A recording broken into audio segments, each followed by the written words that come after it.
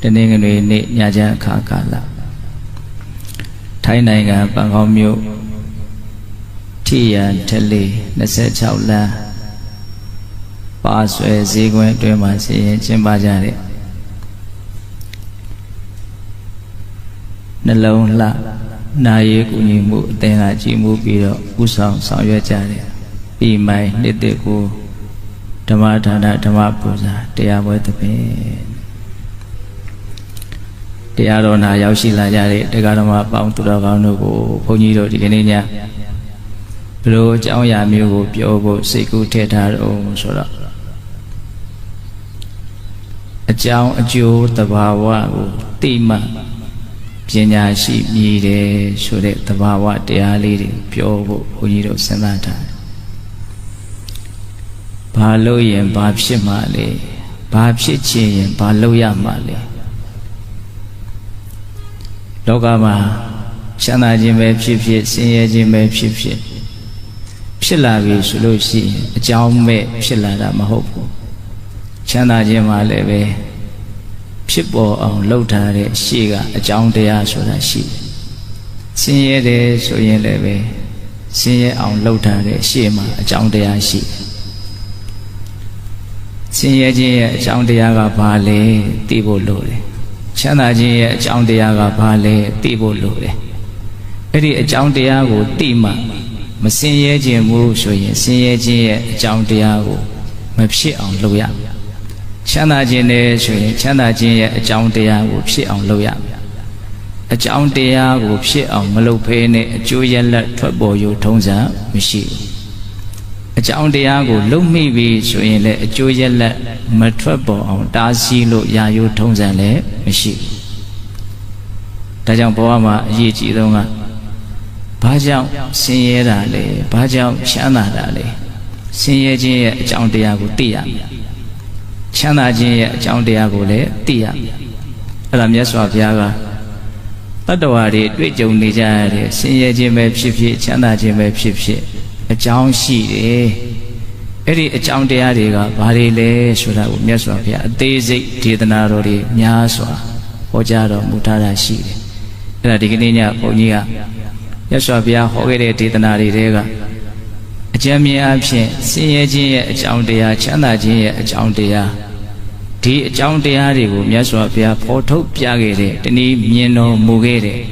မြင်တော်မူသည့်အားလျော်စွာဟောကြားတော်မူခဲ့တဲ့သုတ်တံနှစ်ပုဒ်ရှိသုလကမ္မဝိပင်္ဂသုတ်တံအင်္ဂုတ္တပါဠိတော်မှာမှတ်တမ်းတင်ထားတဲ့အိဋ္ဌဓမ္မသုတ်တံဆိုပြီးတော့သုတ်တံနှစ်ပုဒ်ကိုဘုန်းကြီးပြောဖို့စဉ်းစားထားတယ်သုလကမ္မဝိပင်္ဂသုတ်တံကတတ္တဝါတွေဆင်းရဲခြင်းချမ်းသာခြင်းအကြောင်းတရားကိုပြောတဲ့နေရာမှာသူကအတိတ်ဘဝအတိတ်ကာလကပြုခဲ့တဲ့အကြောင်းတရားတွေကိုပြောတာအိဋ္ဌဓမ္မသုတ်တံမှာလာတဲ့အကြောင်းတရားကိုပြောတာကချမ်းသာခြင်းဆင်းရဲခြင်းရဲ့အကြောင်းတရားကိုပြောတဲ့နေရာမှာသူကဒီပစ္စကဘဝမှာကိုပဲလုံးမိတဲ့အကြောင်းတရားတွေကိုပြောတာအတိတ်ကာလကဘာလို့ရင်ဒီပစ္စုပန်ဘဝမှာဘာတွေဖြစ်လာတတ်တယ်လဲအတိတ်ကဘာလုပ်ခဲ့လို့ဘာဖြစ်တာလဲဆိုတာကိုသုလကမ္မဝိပင်္ဂသုတ်တံကပြောတယ်ဒီပစ္စုပန်ဘဝမှာကိုပဲဘာလုပ်ရင်ဘာဖြစ်မှလဲဒီနေ့အဖြစ်ဆင်းရဲအောင်နော်အကြောင်းတရားအနေနဲ့နော်ထွက်ပေါ်စေတာအကျိုးရလဒ်တွေကိုထွက်ပေါ်စေတာဘယ်အရာလဲနော်ချမ်းသာခြင်းကိုဖြစ်စေတဲ့အရာကဘယ်အရာလဲဆိုတာကိုအိဋ္ဌဓမ္မသုတ်တံကပြောတယ်အဲ့ဒါဘုန်းကြီးတို့အတိတ်အကြောင်းတရားကိုလည်းသိဖို့လိုတယ်ပစ္စုပန်ဒီဘဝမှာကိုလှုပ်တဲ့လှုပ်ရက်တွေကကိုယ်ဆင်းရဲခြင်းချမ်းသာခြင်းအမျိုးမျိုးဖြစ်အောင်နော်ဖန်တီးနေပါလားဆိုတဲ့ပစ္စုပန်အကြောင်းတရားကိုလည်းသိဖို့လိုတယ်အတိတ်အကြောင်းတရားတစ်ခုတည်းကိုသိတာနဲ့အကြောင်းတရားကိုသိတာမပြည့်စုံဘူးဒါကြောင့်ဘုန်းကြီးကလေးလေးနက်နက်ကလေးစဉ်းစားစရာတွေဖြစ်အောင်ပြောချင်ပါတယ်အထူးသဖြင့်ကံရဲ့အကျိုးကိုဒါပြောမှာပဲကံဆိုတာဘာကိုပြောတာတော့ကံဆိုတာအလုတ်ကိုပြောတာကိုလှုပ်ထားတဲ့လှုပ်ရဲ့အကျိုးဆက်ကိုဘယ်တော်ကမှရှောင်လွှဲလို့မရအောင်အဲ့ဒီလှုပ်ရက်တွေကအတိတ်ကာလကလှုပ်ခဲ့တဲ့လှုပ်ရက်တွေရှိတယ်ဒီပစ္စုပန်ဘဝမှာကိုပဲလှုပ်ထားတဲ့လှုပ်ရက်တွေလည်းရှိတယ်လှုပ်ရက်တိုင်းဟာအကျိုးရလဒ်ကိုထွက်ပေါ်စေတာကြီးပဲအဲ့ဒါလေးကိုလေးလေးနက်နက် နော်စဉ်းစားဆင်ခြင်မယ်ဆိုတဲ့နားလည်မှုရအောင်ကြိုးပမ်းအထောက်မယ်ဆိုတဲ့စိတ်ကလေးနဲ့နာယူစေခြင်းနဲ့နော်ဘုန်းကြီးတို့အခုလူတွေဘာလုပ်နေကြတာတော့အခုဒီလူတွေဘာလုပ်နေကြတာတော့လို့အပေါ်ယံပဂတိမျက်စိနဲ့ကြည့်မယ်ဆိုလို့ရှိရင်ဘုန်းကြီးကမိုက်ကရိုဖုန်းကင်ပြီးတော့တရားစကားပြောနေတယ်အောက်ကလူတွေကရိုးရိုးသေးသေးငြိမ်ငြိမ်စိမ့်စိမ့်လေးထိုင်ပြီးတော့နာယူနေကြတယ်ဒီလိုမြင်ရတယ်ပေါ့နော်လေးလေးနက်နက်ရှုတော့ငါကြည့်မယ်ဆိုရင်ဘာလုပ်နေကြတာတော့လို့မေးရင်ပျက်စီးခြင်းစီကိုဥတည်ပြီးတော့ရွှေလျားနေကြတာ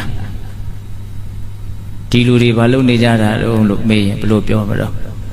သေဆုံးခြင်းပျက်စီးခြင်းစီကိုဥတည်ပြီးတော့ရွှေလျားနေတာသွားနေတာရက်လွတ်ကိုမရဘူးဒီခကြီးကရက်လွတ်ကိုမရအောင်ဒါလေးကိုစဉ်းစားမိရဲ့လားခုဘာလုပ်နေတာတော့လို့မေးရင်ဘယ်လိုပြောမလဲပျက်စီးခြင်းစီကိုဥတည်ပြီးတော့သွားနေတာ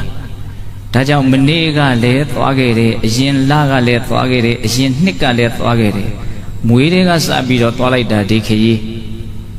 ရက်လို့လည်းမရဘူးနားလို့လည်းမရဘူးဒါကြောင့်မနေ့ရတဲ့ဒီနေ့ပို့ပြီးတော့သေခြင်းတရားနဲ့နေတယ်ပြောရရင်မနက်ကတည်းအခုပို့ပြီးတော့နေတယ်စောစောကတည်းအခုပို့ပြီးတော့နေတယ်အဲ့လိုလေးမြင်စေခြင်းတယ်နော်ပျက်စီးခြင်းစီကိုရှေ့ရှုပြီးတော့ဘုန်းကြီးတို့ဘာလုပ်နေကြတာတော့ရွှေလျားနေတယ်တော့တဖြည်းဖြည်းနဲ့ပျက်စီးခြင်းတရားဟာနီးကပ်လာတယ်အကြောင်းကုန်ပြီဆိုတာနဲ့ပျက်စီးခြင်းတရားကိုရင်ဆိုင်ရလိမ့်မယ်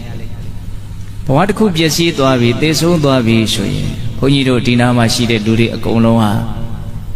ဘာဆက်ဖြစ်မယ်လို့ယုံကြည်ထားကြလဲဒီချက်ကလေးဘုန်းကြီးရဲ့ဒီမေကွန်းလေးကိုတည်တည်ချာချာလေးအာယုံစိုက်စေခြင်းနဲ့သေပြီးတဲ့နောက်မှာဘဝတစ်ခုခုဆက်ဖြစ်လိမ့်မယ်ဆိုတာကိုဘုန်းကြီးတို့တွေဟာယုံကြည်ထားကြတာကမ္ဘာလောကမှာရှိတဲ့လူအများစုကဒီယုံကြည်မှုမျိုးမရှိဘူးတရားတူတယောက်သေပြီးတဲ့နောက်မှာဘာဆက်ဖြစ်မလဲဆိုတဲ့ကိစ္စနဲ့ပတ်သက်ပြီးတော့အမျိုးမျိုးယုံကြည်ထားကြတယ်အမျိုးမျိုးနားလည်ထားကြတယ်အမျိုးမျိုးပြောဆိုနေကြတယ်ကိုကြိုက်တယ်လို့ယုံကြည်ခွင့်ရှိတယ်ကိုယုံကြည်တယ်လို့ကိုခံစားရမယ်ခုဒီနားလူတွေကဘယ်လိုယုံကြည်ထားတာတော့ဘဝတစ်ခုပြည့်ပြီလို့ရှိရင်ဘဝဟာသေပြီးရင်မပြီးဘူးနောက်ထပ်ဘဝတစ်ခုခုဆက်ဖြစ်လိမ့်မယ်ဆိုတာကိုယုံကြည်ထားတာမဟုတ်လားဘာဖြစ်လို့ဘဝကသေပြီးရင်မပြီးပဲနဲ့ဆက်ဖြစ်နေရတာတော့ခုဒီနာမှာထိုင်ပြီးတော့တရားနာယူနေတဲ့လူတွေအကုန်လုံးဗုဒ္ဓဘာသာဝင်တွေမြတ်စွာဘုရားဟောခဲ့တဲ့စကားတော်တွေကိုဟောတဲ့အတိုင်းမှန်တယ်လို့ယုံကြည်ထားကြတဲ့ပုဂ္ဂိုလ်တွေမြတ်စွာဘုရားအလုံးစုံကိုသိတော်မူတဲ့တမ္ပယုတ္တဉာဏ်ကိုရတော်မူတဲ့မြတ်စွာဘုရားဟောခဲ့တာတွေအကုန်လုံးသိပြီးတော့မှပြောခဲ့တာအမှန်တည်းကြီးပြောခဲ့တာလို့ယုံကြည်ထားကြတဲ့ပုဂ္ဂိုလ်တွေတစုံတယောက်သောပုဂ္ဂိုလ်ကမင်းတို့အယူဝါဒမင်းတို့လူမျိုးမင်းတို့အစုအဝေးကအစုအဖွဲ့ကသိပြီးလို့ရှိရင်ဘဝဟာမပြီးဘူးဘဝတစ်ခုခုဆက်ဖြစ်လိမ့်မယ်လို့မင်းတို့ယုံကြည်ထားကြတာဘာဖြစ်လို့ဘဝကသိပြီးရင်မပြီးပဲနဲ့ဆက်ဖြစ်တာတော့လို့မေးရင်ဘယ်လိုများဖြေကြမလဲဘုန်းကြီးခဏလေးရပ်ထားမယ်အဖြေမပေးပဲနဲ့အဖြေပေးလိုက်တဲ့အခါမှာပို့ပြီးတော့မှတ်မိအောင်လို့ဘဝဟာသိပြီးရင်မပြီးပဲနဲ့မရက်ဖဲနဲ့ဘာလို့ဆက်ဖြစ်တာတော့လို့မေးရင်ဘယ်လိုဖြေမလဲဘဝရဲ့အပေါ်မှာတွေ့တာမမောတဲ့တနည်းပြောရရင်ဘဝထဲမှာနေခြင်းနဲ့ဆက်ဖြစ်ခြင်းနဲ့လောဘကြောင့်ဘဝဆက်ဖြစ်ရတယ်တကယ်စင်စစ်ဘဝကဆင်းရဲခြင်းတရားတွေဖြစ်နေလားဒါပေမဲ့အဲ့ဒီအမှန်တရားကြီးကိုဘုန်းကြီးတို့မှာသိနိုင်တဲ့ဉာဏ်ပြည့်ပြည့်ဝဝမရှိသေးဘူးဘဝကိုဆင်းရဲတယ်ဆိုတဲ့အမှန်တရားကိုမသိတဲ့အတွက်ကြောင့်ဘဝကိုမမောတယ်ဘဝကိုလိုချင်တယ်ဘဝမှာဖြစ်ချင်တာတွေအများကြီးရှိတယ်ဘဝမှာတွေ့တာမမောမှုနဲ့ဘဝကိုမစွန့်နိုင်မလွတ်နိုင်တွေ့ကပ်နေတဲ့လောဘဓာတ်ဆိုတာရှိတယ်အဲ့ဒီလောဘသည်ပင်လျင်ဘဝကိုထပ်ပြီးတော့ဖြစ်စေတဲ့အရာပဲအဲ့ဒါဓမ္မစကြာဒေသနာမှာမြတ်စွာဘုရားအတိလင်းဟောထားတယ်တဏ္ဏပေါနောဘဝိကဘဝရဲ့ပုံမှာလူချင်းမမောဖြစ်ခြင်းတယ်ဆိုတဲ့တဏှာလောဘသည်ဘဝတစ်ကိုထပ်ပြီးတော့ဖြစ်စေတဲ့အရာဖြေတတ်ပြီလားဘာလို့ဘဝကသေပြီးရင်မပြီးပဲနဲ့ထပ်ဖြစ်နေတာတုံးလို့မေးရင်ဖြေတတ်ပြီလားဘာလို့ဖြစ်တာတော့လောဘကြောင့်ဖြစ်တာဟုတ်ပြီနော်အဲ့လိုဘဝဖြစ်တဲ့အခါမှာဘဝကငရဲတိရစ္ဆာန်ပြိတ္တာအတုကေဆိုတဲ့ဘဝဆိုးရှိတယ်ဒုက္ခတိဘဝခေါ်တယ်နော်လူဘဝနတ်ဘဝဗြဟ္မဘဝလို့ဆိုတဲ့ကောင်းတဲ့ဘဝသုဂတိဘဝဆိုတာရှိတယ်ဟောဘဝကအကုန်လုံးခြုံပြီးတော့ကြည့်မယ်ဆိုရင်ဘဝဆိုးရဲ့ဘဝကောင်းရဲ့လို့꿰သွားတယ်နော် ဘဝကိုလောဘကဖြစ်စေတယ်ဟုတ်ပြီအဲ့လိုဆိုလို့ရှိရင်မင်းတော့ကောင်းတဲ့ဘဝဖြစ်စေမင်းကတော့ဆိုးတဲ့ဘဝရောက်စေလို့ဘယ်သူကစီမံဖန်တီးနေတာတော့ကောင်းတဲ့ဘဝရအောင်ဘယ်ရာကပို့လိုက်တာတော့ဆိုးတဲ့ဘဝရအောင်ဘယ်ရာကပို့လိုက်တာတော့လို့ထပ်ပြီးတော့စစ်ပြီးတော့မေးမယ်ဆိုရင်အဲ့ဒီမေးခွန်းအတွက်အဖြေရောရှိမလားဘဝဘာကြောင့်ဆက်ဖြစ်တာလဲဆိုတဲ့မေးခွန်းရဲ့အဖြေကတော့ရပြီနော်ဘာကြောင့်ဖြစ်တာတော့လောဘကြောင့်ဖြစ်တယ်အကောင်းဆိုးဘာကြောင့်ကွဲနေတာတော့အကောင်းဆိုးကိုဘယ်သူကဝေဖန်နေတာတော့ဘဝကောင်းရှိတယ်ဘဝဆိုးရှိတယ်တခါလူဘဝမှာကိုပဲခဏလေးတွေးပြီးတော့စဉ်းစားကြည့်လိုက်စမ်းလူဘဝမှာလူချင်းအတူတူဖြစ်နေပါလေကဲနဲ့နော်ရရှိထားတဲ့အခြေအနေတွေဟာတူကြသလားတယောက်နဲ့တယောက်အသက်ရှည်တာတူတာမတူဘူးကျန်းမာရေးကောင်းတာညံ့တာမတူဘူးရုပ်လှတာမလှတာမတူဘူးအချမ်းရန်ရှိတာမရှိတာမတူဘူးဥစ္စာပစ္စည်းနော်ပေါ်များတာရှားပါတာမတူဘူးဉာဏ်ပညာထက်တာတုံးတာမတူဘူးမတူတာတွေမှအများကြီးပဲလူချင်းတူပါလေကင်နဲ့ဘာကြောင့်အဲ့ဒါလိုအကောင်းဆိုးနှမျိုးကွဲပြားနေရတာတော့ခြားနာနေရတာတော့အဲ့ဒါတွေဟာဘာကြောင့်ဖြစ်တာတော့အဲ့ဒီမေးခွန်းရဲ့အဖြေကိုဒီနေ့ပြောပါအခြေခံစပြီးတော့ဘုန်းကြီးကပြောတယ်နော်ဘဝဟာသိပြီးတဲ့နောက်ဘာဘူးလို့ဆက်ဖြစ်နေရတာတော့အခုဘုန်းကြီးကဘယ်လိုလေးကင်ပြောတော့စကားကိုအချိန်တိုင်းဘုန်းကြီးတို့ဟာပျက်စီးခြင်းစီကိုရွေလျားနေတယ်ပျက်စီးခြင်းစီကိုဥတည်ပြီးတော့ရွေလျားနေတယ်မုတ်ချဘာလို့ရမလို့ပျက်စီးရမယ်ပျက်စီးပြီးရင်ဘာဆက်ဖြစ်မလဲဆိုတဲ့ကိစ္စဟာစိတ်မဝင်စားလို့မရဘူးမတွေးလို့မရဘူးအဲ့ဒီကိစ္စဘာလို့ဆိုကိုသေးကြပေါက်ဖြစ်ရမယ်ကိုယ့်ရဲ့အနာဂတ်ပဲမနှက်ဖြန်ဆိုတာကိုဘုန်းကြီးတို့သေချာပေါက်မျှော်လင့်ထားရမှာဖြစ်တယ်လို့ပျက်စီးခြင်းတရားကိုသေချာပေါက်မျှော်လင့်ထားရမယ်ပျက်စီးပြီဆိုရင်ဘာဆက်ဖြစ်မလဲဆိုတဲ့ကိစ္စကိုလည်းခေါင်းထဲမှာအဖြေတစ်ခုခုတော့ရှိထားရမယ်သိပြီးတဲ့နောက်ကောင်းကင်ဘုံရောက်တယ်ဆိုတဲ့အယူအဆကိုလက်ခံသလားလက်ခံတယ်ဆိုရင်လည်းဘုန်းကြီးတို့မှာဘာမှအပြစ်ပြောစရာမရှိဘူးဒါပေမဲ့ဘုန်းကြီးတို့မြတ်စွာဘုရားဟောထားတာဘုန်းကြီးတို့ဘာသာကလက်ခံထားတာကသိပြီးရင်ဘဝတစ်ခုခုဆက်ဖြစ်လိမ့်မယ်ဘာဖြစ်လို့တော့ဘဝရဲ့ပုံမှာလောဘမကင်းလို့ဆက်ဖြစ်တဲ့အခါမှာကောင်းတဲ့ဘဝဖြစ်မလားဆိုးတဲ့ဘဝဖြစ်မလား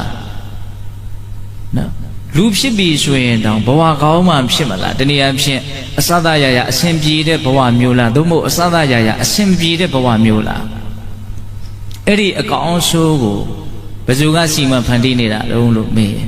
အဲ့ဒီတရားဝါလှုပ်ထားတဲ့လှုပ်ရက်လို့ဆိုတဲ့ကံတရားကပဲစီမံဖန်တီးတာကမ္မဆိုတာအလုတ်ကိုပြောတာနော်အလုတ်ကစိတ်နဲ့လှုပ်တဲ့မနောကံရှိတယ်နှုတ်နဲ့ပြောဆိုတဲ့ဝစီကံရှိတယ်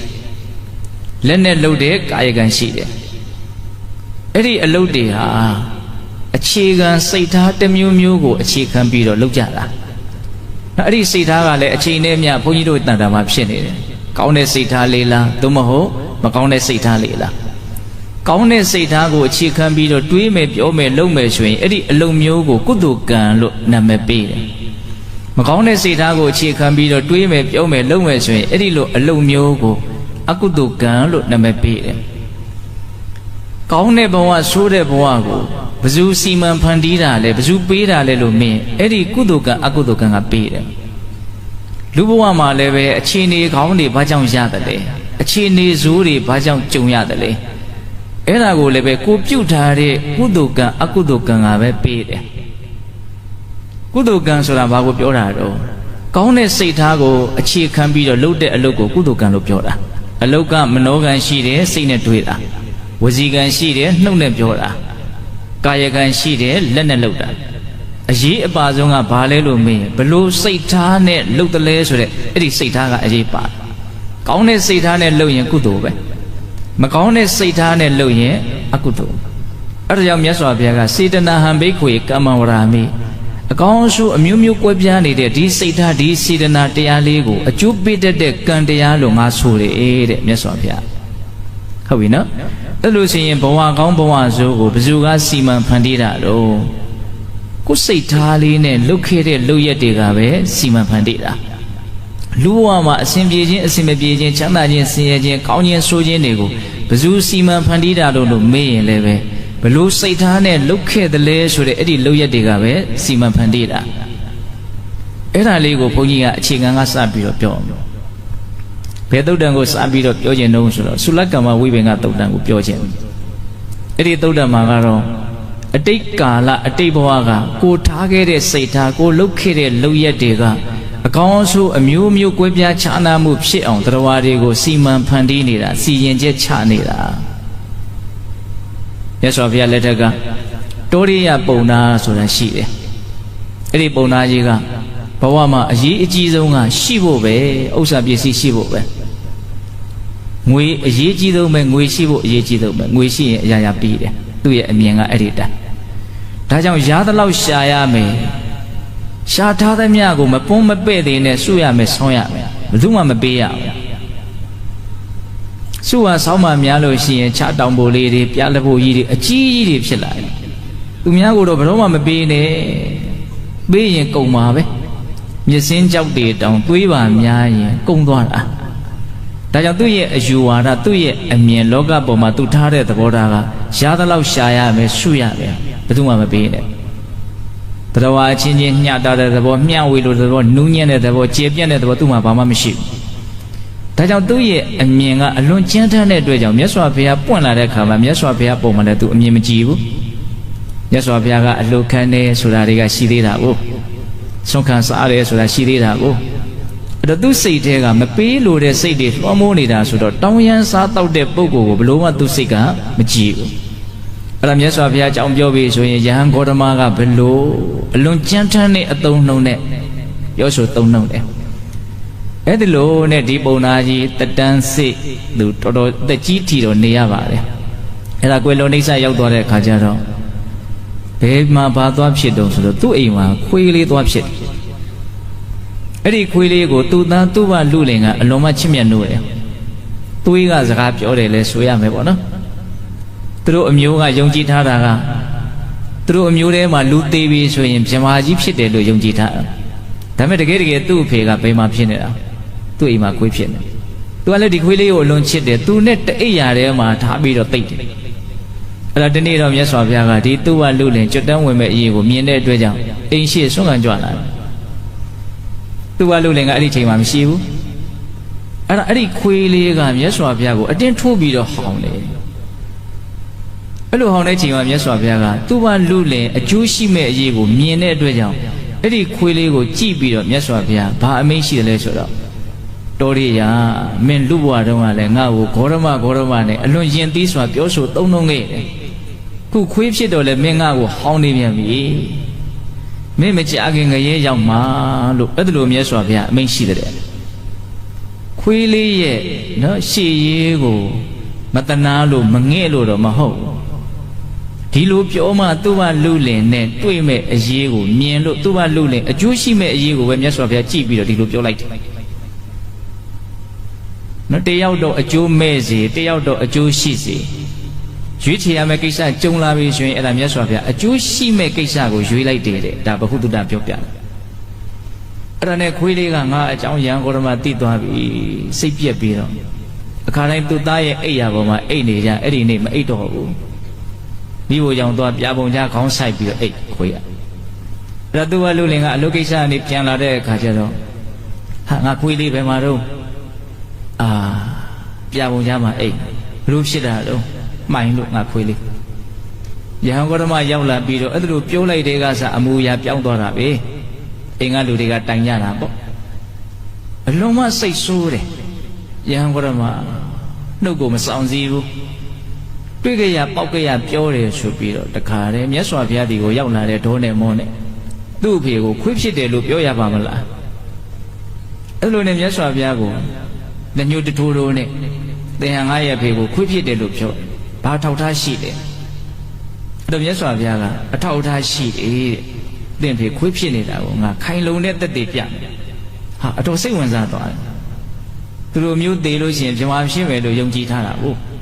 အဲ့တော့မြတ်စွာဘုရားကဝင်းဖေခွေးဖြစ်နေတာငါမှသက်သေထောက်ထားရှိတယ်ဘာသက်သေလဲမင်းအဖေမသေးခင်တုန်းကမင်းတို့မသိအောင်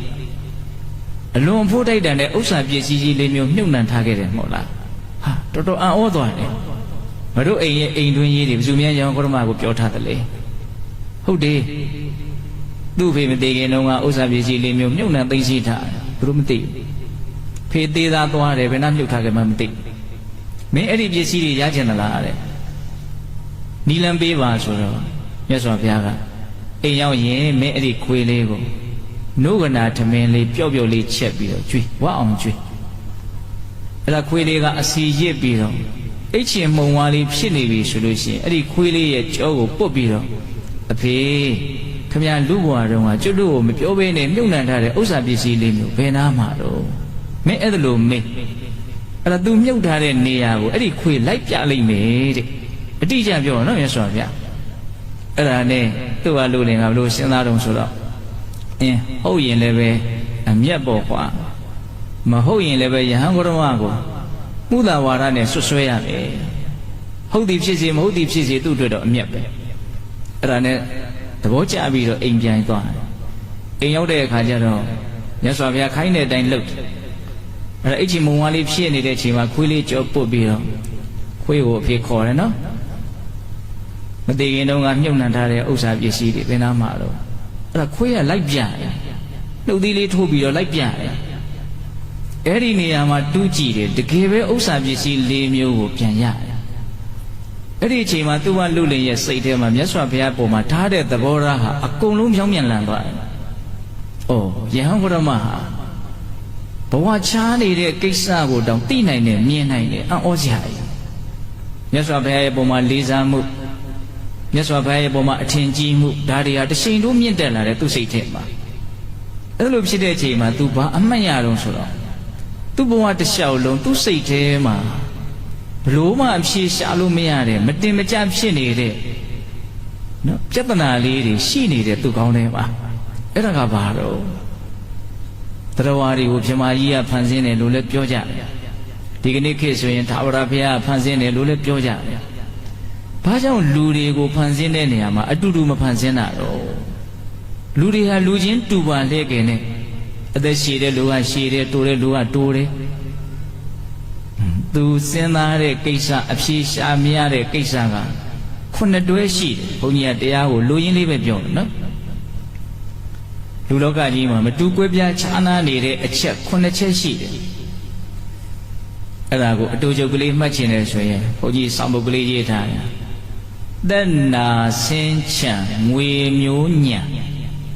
သက်ဆိုတာအသက်အတူရှိမတူတာကိုပြောတာတူပါသလားနာဆိုတာအနာယောဂနေတာများတာကိုပြောတာတူသလားမတူဘူးသက်နာဆင်းဆိုတာအဆင်းလှတာမလှတာကိုပြောတာချမ်းဆိုတာအချမ်းရံနေတာများတာကိုပြောတာတချို့တကူတွေအထီးကျန်ဆိုသူပြေပြေမရှိဘဲနဲ့နေရတချို့တိုင်းတိုင်းဝိုင်းဝိုင်းနဲ့အလွန်နှွေးနှွေးထွေးထွေးနေရတူသလားမတူသက်နာဆင်းချမ်းငွေဆိုတာဓနဥစ္စာပစ္စည်းကိုပြောတာဥစ္စာပစ္စည်းပိုင်ဆိုင်မှုအနေအများတယောက်နဲ့တယောက်တူပါသလားမတူငွေမျိုးညံမျိုးဆိုတာနော်အမျိုးကောင်းတဲ့နော်အမျိုးကြီးတဲ့အတိုင်းဝိုင်းကောင်းတဲ့အမျိုးမှလူဖြစ်တယ်ရုံညံ့တဲ့အမျိုးညှိုးငယ်တဲ့အမျိုးနွမ်းမတဲ့အမျိုးမှလူဖြစ်တယ်တူပါသလားမတူနော်ဉာဏ်ဆိုတာဉာဏ်ပညာနော်ထက်မြက်တာတုံးအတာဒါကိုပြောတာမတူကွဲပြားခြားနားမှုဘယ်နှချက်ရှိရော9ချက်ရှိနော်သက်နာစင်းချံငွေမျိုးညံ9တန်ကွဲပြားနေလောကမှာအဲ့ဒီကိစ္စသူ့စိတ်ထဲမှာအဖြေရှာလို့မရဘူးပင်ကောင်ကအတွေးအမြင်ဝါသနာပါတဲ့ပုဂ္ဂိုလ်လည်းဖြစ်မှာနော်ဒီသူပါလို့လည်းကအဲ့ဒါနဲ့ယဟန်ဂရမဟာဘဝနဲ့ခြားထားတဲ့ဒီအမှန်တရားကိုတောင်သိနိုင်တယ်ဆိုတော့ငါစိတ်ထဲမှာမတင်မကျအဖြေရှာမရဖြစ်နေတဲ့ဒီပြဿနာတွေကိုလည်းသူမုတ်ချဖြေရှင်းနိုင်မှာပဲမြတ်စွာဘုရားရဲ့ပုံမှာယုံကြည်မှုပေါ့အဲ့ဒါနဲ့နောက်နေ့တော့မြတ်စွာဘုရားဒီရောက်သွားတယ်အရင်နေ့ကလိုပုံစံမျိုးတော့မဟုတ်တော့အဲ့ဒါနဲ့မြတ်စွာဘုရားကိုဘာကြောင့်လူတွေဟာလူချင်းတူပါလျက်ကယ်နဲ့ဒီလိုကွဲပြားခြားနားနေရသလဲအဲ့လိုမေးတဲ့အချိန်မှာမြတ်စွာဘုရားကဒီသူ့ဘာလူလင်ကိုမာနကြလေဖို့မြတ်စွာဘုရားအခြေတဝတ်မဖြေဘူးတလုံးနဲ့ပဲဖြေလိုက်တယ်ကိုပြုတ်ထားတဲ့ကံအတိုင်းပေါ့ကွာဒီတလုံးနဲ့ပဲဖြေလိုက်တယ်နော်ကံရဲ့အကြောင်းကိုဘုန်းကြီးစောစောကရှင်းပြပြီနော်ကံဆိုတာဘာလဲကမ္မဆိုတဲ့ပါဠိစကားကဆင်းသက်လာတယ်ကမ္မဆိုတာဘာလို့အလုတ်ဆိုတာဘယ်လိုတော့စိတ်နဲ့လှုပ်တာရှိတယ်နှုတ်နဲ့လှုပ်တာရှိတယ်လက်နဲ့လှုပ်တာရှိတယ်ကာယကံဝစီကံမနောကံ ကောင်းတဲ့စိတ်ထားကိုအခြေခံပြီးတော့တွေးမယ်ပြောမယ်လုပ်မယ်ဆိုရင်ဒါကုသိုလ်ကံမကောင်းတဲ့စိတ်ထားကိုအခြေခံပြီးတော့တွေးမယ်ပြောမယ်လုပ်မယ်ဆိုရင်ဒါပါလေအကုသိုလ်ကံဒါမြတ်စွာဘုရားတလုံးနဲ့ဖြေလိုက်တယ်ဘာကြောင့်လူတွေမတူတာတော့သူတို့ပြုတ်ထားတဲ့အလုပ်တွေမတူလို့ပေါ့ကွာဘလောက်တဘာဝကြလဲကိုလုပ်တဲ့အတိုင်းကိုဖြစ်တာပဲလေအခုကျုပ်တို့စိတ်တိုင်းကြားသည်ဖြစ်စေမကြားသည်ဖြစ်စေကျုပ်တို့ရနေတဲ့ကျုပ်တို့ဖြစ်နေတဲ့ကိစ္စတွေကဘာတွေလဲကျုပ်တို့လုပ်ထားတဲ့အလုပ်ရဲ့အကျိုးရလဒ်တွေပဲမဟုတ်လားစဉ်းစားကြည့်လိုက်နော်အဲ့ဒီမှာမြတ်စွာဘုရားကိုလုပ်ထားတဲ့အလုပ်ပေါ့ကွာကံပေါ့ကွာလို့ဖြေတယ်အသေးစိတ်သူနားလဲမလားနားမလဲဘူးအဲ့ဒီမှာမြတ်စွာဘုရားကိုသူလျှောက်တယ်မြတ်စွာဘုရားတလုံးနဲ့ဖြေတာနဲ့တပည့်တော်နားမလဲဘူးအသေးစိတ်ကလေးဖြေပြပါဆိုတော့မှမြတ်စွာဘုရားကသူများအသက်တတ်တဲ့အလေးအထားရှိတဲ့ပုဂ္ဂိုလ်တွေဟာမကောင်းတဲ့ဘဝရောက်တတ်တယ်အကယ်၍လူဖြစ်မယ်ဆိုရင်လည်းအသက်တူတတ်တယ်သူများအသက်တက်ချင်းမှရှောင်ကျင်လေးရှိတဲ့ပုဂ္ဂိုလ်တွေဟာကောင်းမြတ်တဲ့ဘဝကိုရောက်တတ်တယ်အကယ်၍လူဖြစ်မယ်ဆိုရင်လည်းအလွန်အသက်ရှည်လိမ့်မယ်ဟောအသက်ရှည်ခြင်းတူခြင်းရဲ့အကြောင်းတရားကိုမြတ်စွာဘုရားဘာကိုမြင်ပြီးတော့ပြောထားတော့အသက်တက်ခြင်းမတက်ခြင်းသူတော်ဘာရဲ့ရှင်သန်မှုကိုဖျက်ဆီးခြင်းဟာအဲ့ဒီသက်ရှိတရားရဲ့အကျိုးစီးပွားကိုအထိကိစ္စဆုံးဖျက်ဆီးလိုက်တဲ့သဘောပဲဘဝမှာဘာအရေးကြီးဆုံးလို့မေးလို့ရှိရင်ရှင်သန်ဖို့ကအရေးကြီးဆုံးပဲဟုတ်လားစဉ်းစားကြည့်နော်ကိုယ့်ဘဝမှာဘာအရေးကြီးဆုံးလဲ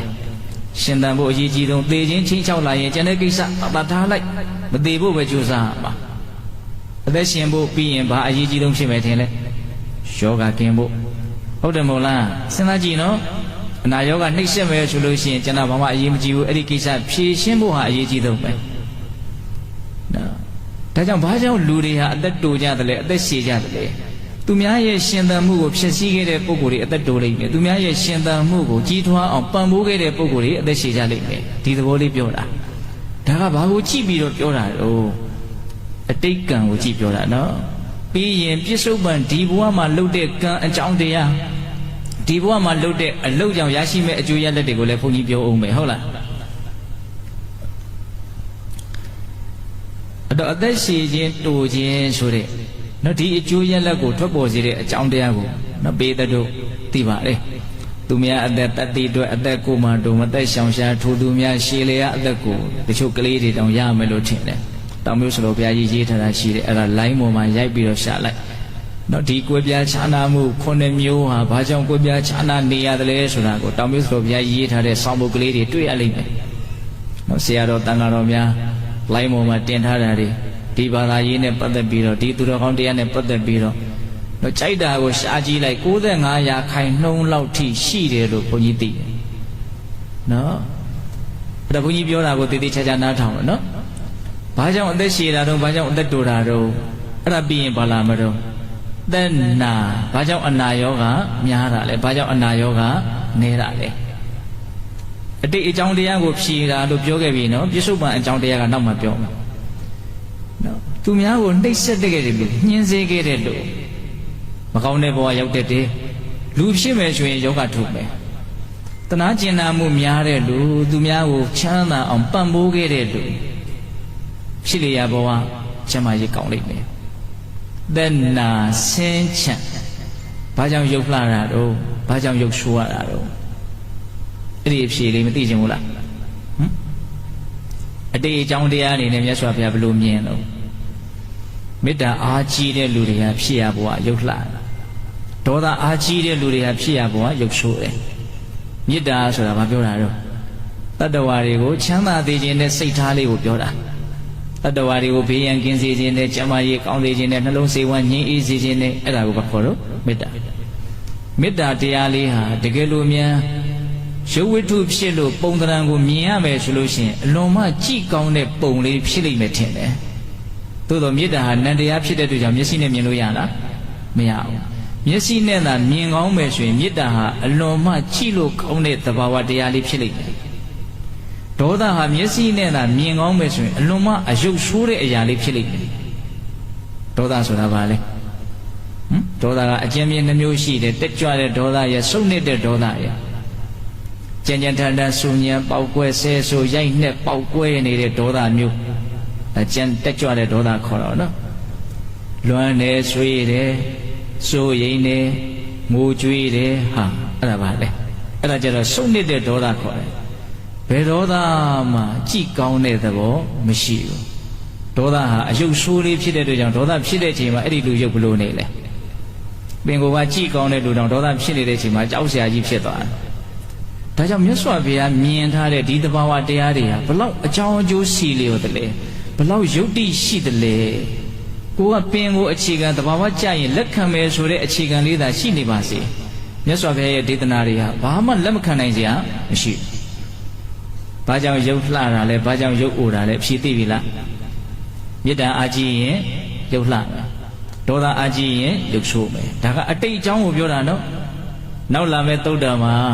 ဒီပြစ္ဆုတ်ပံဘဝတွေရုပ်လှအောင်ဘယ်လိုလုပ်ရမလဲနော်ရုပ်ဆိုးအောင်ဘယ်ရာကလုပ်တာလဲဆိုတာကိုမြတ်စွာဘုရားပြောတာရှိတယ်အဲ့ဒါလည်းစိတ်ဝင်စားတယ်တမျိုးကောင်းသနာစင်ချံအချံရံနေတာများတာဘာကြောင့်လဲမနာလိုဝန်တိုမှုများတဲ့လူတွေဟာအထီးကျန်နေရလိမ့်မယ်မုရိဒာတရားရှိတဲ့လူသူများချမ်းသာရင်ဝမ်းသာနိုင်တဲ့မနာလိုတဲ့စိတ်တဲ့အလွန်မှရှားတဲ့လူနေတဲ့လူတွေဟာဖြစ်ရဘဝမှာအချံရံများလိမ့်မယ်တဏှာစင်ချံပြီးတော့တော့ဥစ္စာပစ္စည်းအနေများနော်ငွေပိုင်ဆိုင်မှုအနေများဘာကြောင့်ကိုပြချမ်းသာနေရတယ်လဲအတိတ်အကြောင်းကိုမြတ်စွာဘုရားဘယ်လိုမြင်တော်မူသလဲရေရောတဲ့စိတ်ရှိတဲ့လူတွေမျှဝေလိုတဲ့စိတ်ရှိတဲ့လူတွေကဖြစ်လျာဘဝပေါ်များလိမ့်မယ်နှမျောဝင်လိုတဲ့စိတ်ရှိတဲ့လူတွေကစီးနေတဲ့ပုံကိုယ်တွေဖြစ်လျာဘဝဆင်းရဲမွေးတိတ်လိမ့်မယ်ဒါမြတ်စွာဘုရားမြင်ခဲ့တာနော်ဘယ်အကြောင်းတရားလဲအတိတ်ဘဝကအကြောင်းတရားကိုပြစ္ဆုတ်ပံဒီဘဝမှာဥစ္စာပစ္စည်းပေါ်များခြင်းရဲ့အကြောင်းတရားကဘာလဲဥစ္စာပစ္စည်းနွမ်းပါခြင်းရဲ့အကြောင်းတရားကဘာလဲအဲ့ဒါကိုလည်းမြတ်စွာဘုရားဟောတယ်အဲ့ဒါနောက်လာမယ့်သုတ္တံမှာပြောနော်သနာစင်ချံငွေပြီးတော့အမျိုးမြတ်တယ်အမျိုးရုပ်တယ်အထူးသဖြင့်အိန္ဒိယမှာဆိုလို့ရှိရင်အဲ့ဒီအမျိုးကိစ္စကအလွန်မှကိုပဲကြီးကျယ်စွာခွဲခြားထားတယ်ဟိုတနေ့ကဘုန်းကြီးအိန္ဒိယကရာရောက်တယ်ဇက်နိတ်ဇက်မြင့်ဆိုတာရှိတယ်နော်အပေါ်ကဇက်မြင့်တွေကချိုးချတဲ့ရေတွေအိုးဆက်ပြတွေနဲ့ညစ်ပတ်ပေတူးနေအောက်ကအဲ့ဒါဇက်နိတ်တွေကဝက်တွေလိုနွားတွေလိုပဲချိုးနေကြတာအော်စရာကြီးတော့ကမ္ဘာလောကကြီးမှာကိုမသိတဲ့ကိုနားမလဲတဲ့နယ်ပယ်တွေအများကြီးရှိတယ်ဟုတ်လားဘာကြောင့်ယုံညံ့တဲ့အမျိုးမှဖြစ်ရတယ်လဲဘာကြောင့်နော်မျက်နှာပွင့်တဲ့မြင့်မြတ်တဲ့အမျိုးမှဖြစ်ရတယ်လေအဲ့ဒါကိုမြတ်စွာဘုရားဘယ်လိုမြင်တော့ဆိုတော့မာနကြီးတဲ့လူတွေဟာဖြစ်ရဘဝအမျိုးညံ့တတ်တယ်မကောင်းတဲ့အတိုင်းဝိုင်းမှာလူဖြစ်ရတတ်တယ်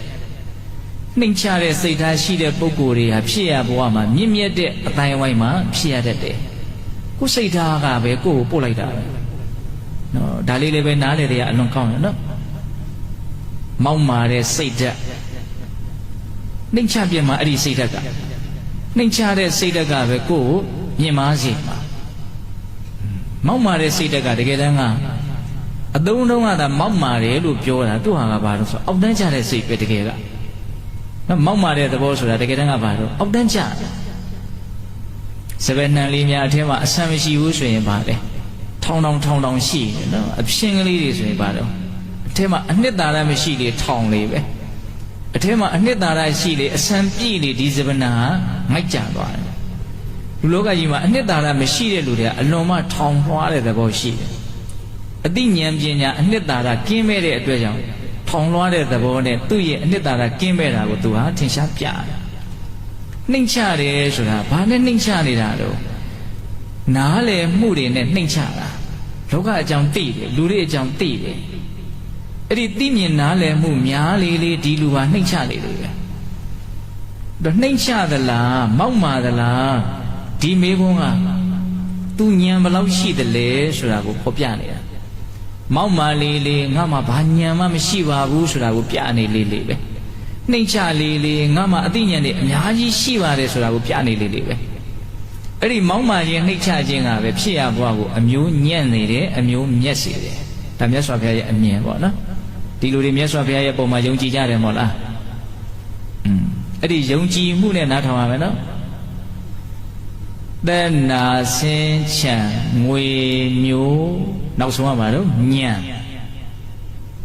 ဉာဏ်ပညာတယောက်နဲ့တယောက်ထက်မြက်တာချင်းတုံးအားတာချင်းတူသလားတချို့ဟာအရေးပြရင်အကောင့်ထင်တယ်အပွေးမြင်အပင်သိတယ်ဟုတ်လားဗမာစကားလုံးလေးတွေမြင်လို့စရာကောက်တယ်နော်အရေးပြရင်အကောင့်ထင်တယ်အပွေးမြင်ရင်အပင်သိတယ်တထွာပြရင်တလံမြင်တယ်ဟောဒါဘာကိုပြောနေတာတော့ထက်မြက်တယ်ဆိုတာကိုပြောနေနော်သိလွယ်တယ်မြင်လွယ်တယ်ပြောလိုက်ရင်သဘောပေါက်လွယ်တယ်ပညာဓာတ်ခံအလွန်မှအားကြီးတယ်ပါလှက်နေတာတချို့ကျတော့အလွန်မှထူတယ်ထုံတယ်ထိုင်းတယ်အားတယ်ဘာလို့ပြောလို့မှသဘောကမပေါက်ဟုတ်လားအဲ့ဒါလို့သဘောပေါက်လွယ်ခြင်းသဘောမပေါက်လွယ်ခြင်းဉာဏ်ပညာအတိမ်အနဲ့တယောက်နဲ့တယောက်တူသလားတူအဲ့ဒီဉာဏ်ပညာဘဝမှာတန်ဖိုးအကြီးဆုံးရမယ်အဲ့ဒီအရာတယောက်နဲ့တယောက်ဘာကြောင့်အနေအများမတူတာလဲတဲ့ဘုန်းကြီးကြိုးပြီးတော့ပြောမယ်ဉာဏ်ပညာအနေများနေခြင်းများခြင်းရဲ့အကြောင်းကိုဟောတဲ့နေရာမှာအတိတ်အကြောင်းကိုဟောတာလေဒီတိုင်းပဲပြစ္ဆုတ်ပံအကြောင်းဆိုတဲ့နောက်သုတ္တမှာဟောတဲ့အခါမှာလည်းဒီတိုင်းပဲအဲ့ဒါလေးကိုသတိထားရမယ်နော်ဘာကြောင့်ဖြစ်ရဘဝမှာဉာဏ်ပညာကြီးတာတော့ဖြစ်ရဘဝမှာဉာဏ်ပညာနေရတာတော့မေးမြန်းတဲ့အလေးအကျင့်မရှိတဲ့လူလေ့လာတဲ့အလေးအကျင့်မရှိတဲ့လူစုံစမ်းတဲ့အလေးအကျင့်မရှိတဲ့လူတွေကဖြစ်ရဘဝဉာဏ်နေလိမ့်မယ်သိခြင်းနဲ့မြင်ခြင်းနဲ့နားလည်ခြင်းနဲ့မသိရင်မေးမယ်နားမလည်ရင်ထပ်မေးမယ်နားထောင်မယ်စာဖတ်မယ်အဲ့လိုလေ့လာတဲ့စုံစမ်းတဲ့သိလို့စိတ်ကိုအကောင်ထေဖော်တဲ့ပုဂ္ဂိုလ်တွေကဖြစ်ရဘဝဉာဏ်ကြီးပဲဒီတစ်ချက်ကိုတော့ဘုန်းကြီးကကောင်းကောင်းမှတ်မိစေချင်တယ်နော်မေးမြန်းတဲ့လူလေ့လာတဲ့လူနားထောင်တဲ့လူ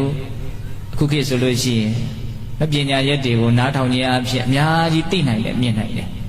စာပေအနေနဲ့ဖတ်ရှုစရာတောင်တချို့ကိစ္စမလိုဘူးနော် YouTube မှာကိုကြိုက်တဲ့ပညာရက်ကိုအယုံနဲ့အတန်ကိုကြည့်ပြီးတော့ဘုန်းကြီးတို့အများကြီးနားလည်နိုင်တယ်နော်ခေတ်တွေကအများကြီးပြောင်းသွားပြီနော်စာကိုကြည့်ပြီးတော့ပညာယူတဲ့အနေအထားကတဖြည်းဖြည်းနဲ့မဖြစ်သွားဘူးနေသွားလက်တွေ့အကုန်လုံးသိနိုင်မြင်နိုင်ပြီးတော့ပညာယူလို့ရတာတွေမရှိဘူးလားရှိတယ်အဲ့တော့ဒါကဘာတော့လူလောကကြီးမှာလူချင်းတူပါလဲကယ်နဲ့နော်အခြေအနေတွေ9မျိုးလောက်စီဘာဖြစ်နေတော့ဝက်ပြနေတယ်ဘာကြောင့်အဲ့လိုဖြစ်နေရတယ်လဲဆိုတဲ့အမေကိုမြတ်စွာဘုရားမြင်တော်မူသည့်အားလျော်စွာဖြေခဲ့တာအဲ့ဒီဒေသနာရဲ့အခြားမဲ့မှာဒီသူဘလုလင်ဟာတရဏဂုံတည်တယ်လို့ဆိုတယ်ဒါပါလဲလို့မေးရင်သုလကမ္မဝိပင်္ဂသုတ်တံမှတ်မိရမယ်နော်ဒီလိုတရားလေးတွေကိုမှတ်မိရမယ်ဒါကအတိတ်အကြောင်းတရားကိုမြတ်စွာဘုရားအဓိကထားပြီးတော့ဟောတာအဲ့တော့ပြစ္ဆုတ်ပံဖြစ်ရကောင်းခြင်းဆိုခြင်းချမ်းသာခြင်းဆင်းရဲခြင်းတွေဟာအတိတ်အကြောင်းတစ်ခုတည်းကြောင့်ဖြစ်နေတာတော့မဟုတ်ဘူးအတိတ်အကြောင်းတစ်ခုတည်းကိုပဲကိုကနားလည်ပြီးတော့ဒါကိုပဲအယူသီးပြီးတော့ဒီဥစ္စာမှဓမ္မဓာလို့ဆွဲထားရင်အဲ့ဒါပုဗ္ဗေကတဟေတုဒိဋ္ဌိဖြစ်တတ်တယ်အရာရာအတိတ်ကလုပ်ခဲ့တဲ့အကြောင်းတရားကြောင့်ကြီးပဲလို့အဲ့လိုဘုန်းကြီးတို့ပြောလို့မရဘူးဆိုရပါစို့အသက်တူတိုင်းသူများအသက်သက်ခဲ့လို့ပြောလို့မရဘူးသူများအသက်သက်ရင်တော့အသက်တူလိမ့်မယ်ဒါပေမဲ့အသက်တူတိုင်းတော့သူများအသက်သက်ခဲ့လို့မဟုတ်ဘူးနှမျိုးခဲ့ရင်ဥစ္စာပစ္စည်းနေပါတဲ့အမျိုးမှလူဖြစ်လိမ့်မယ်ဒါပေမဲ့ဥစ္စာပစ္စည်းနေပါတိုင်းဒီလူဟာနှမျိုးခဲ့လို့ပြောလို့မရဘူးဘုန်းကြီးပြောတာတိတိကျကျလေးနားထားနော်အဲ့ဒါကိုခုနောက်ပြောမဲ့သုတ်တန်နဲ့ချိန်ညှိပြီးတော့နော်အကုန်လုံးဆက်ဟပ်ပြီးတော့ညှိပြီးတော့နားလည်မှနားလည်မှုကပြည့်စုံနောက်ပြောမဲ့သုတ်တန်ကဘာလဲတော့အိဋ္ဌဓမ္မသုတ်တန်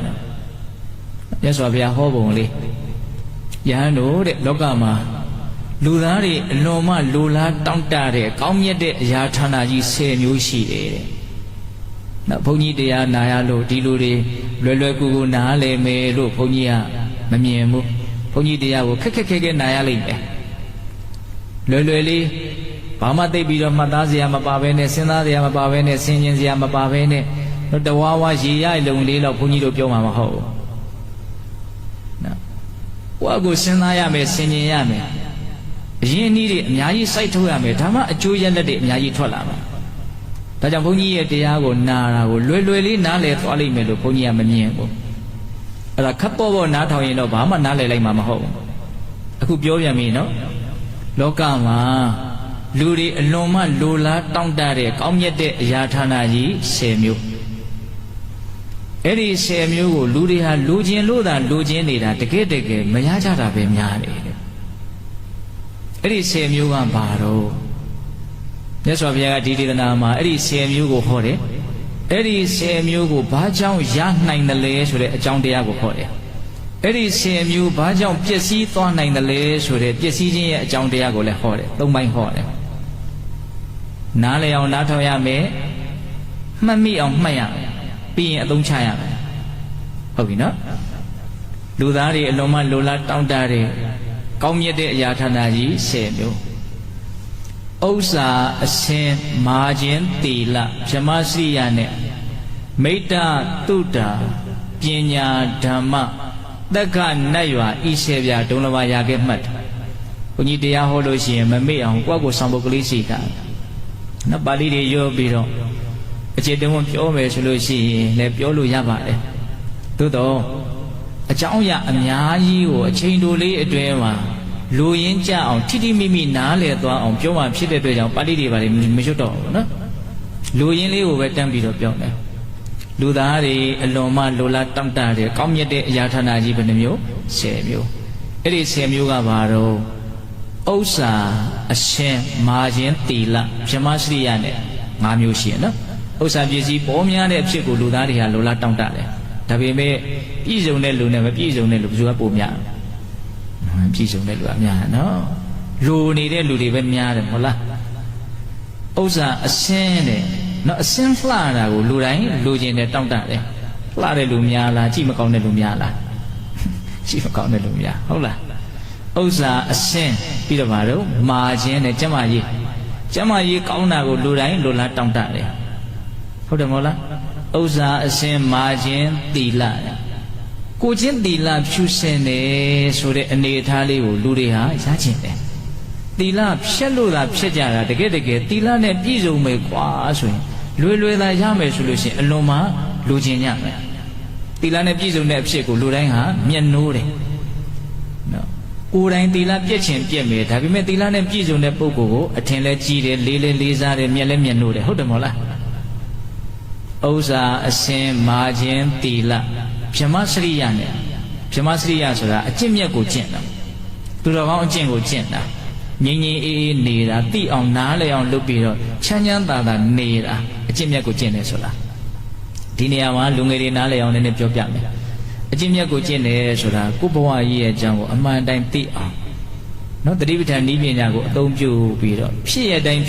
ကိုတတိထားပြီးတော့နေတာကိုအကျင့်မြတ်ကိုကျင့်တယ်လို့ပြောတယ်လူရင်းပဲပြောနေတာနော်ဘုန်းကြီးကဟုတ်လားဘာသာရေးဟောဝါဒတွေတော်များကိုဖြောက်ပြီးတော့အရက်သုံးနဲ့နားလည်တဲ့ဟောဝါဒလေးတွေအစားထိုးပြီးတော့ပြောနေတာဗြဟ္မစရိယမြတ်သောအကျင့်ကိုကျင့်တယ်ဆိုတာကိုယ်ဘဝရဲ့အကြောင်းကိုတနည်းအားဖြင့်ကိုယ်စိတ်တွေရဲ့အကြောင်းကိုကိုယ်ခံစားချက်တွေရဲ့အကြောင်းကိုကိုယ်ရုပ်တွေရဲ့အကြောင်းကိုဘလို့ဖြစ်နေတယ်လဲဒါတွေကဘာတွေလဲဘလို့ဖြစ်နေတာတုံးဆိုတာကိုသိအောင်ဖြစ်တိုင်းသတိထားပြီးတော့နေတာကိုအဲ့ဒါဗြဟ္မစရိယအကျင့်ကျင့်တယ်လို့ပြောတယ်ဝင်လေထွက်လေမှတ်တယ်ဆိုရင်ဗြဟ္မစရိယတတိပဋ္ဌာန်တရားပွားတဲ့ဗြဟ္မစရိယနားလည်ရမယ်နော်အဲ့ဒီဗြဟ္မစရိယကိုကိုယ်တိုင်သာမကျင့်နိုင်ရင်နေရမယ်ကျင့်တယ်ဆိုရင်သဘောမကျဘူးလားကိုယ်တိုင်ကျင့်သုံးနိုင်မယ်ဆိုလို့ရှိရင်လည်းပဲအဲ့ဒီအနေထားကိုအများကြီးနှစ်ချိုက်မှာပဲသဘောကျမှာပဲဒါလူသားတွေလူလားတောင့်တတဲ့မွန်မြတ်တဲ့အရာဌာနတစ်မျိုးလို့မြတ်စွာဘုရားမြင်ပြတယ်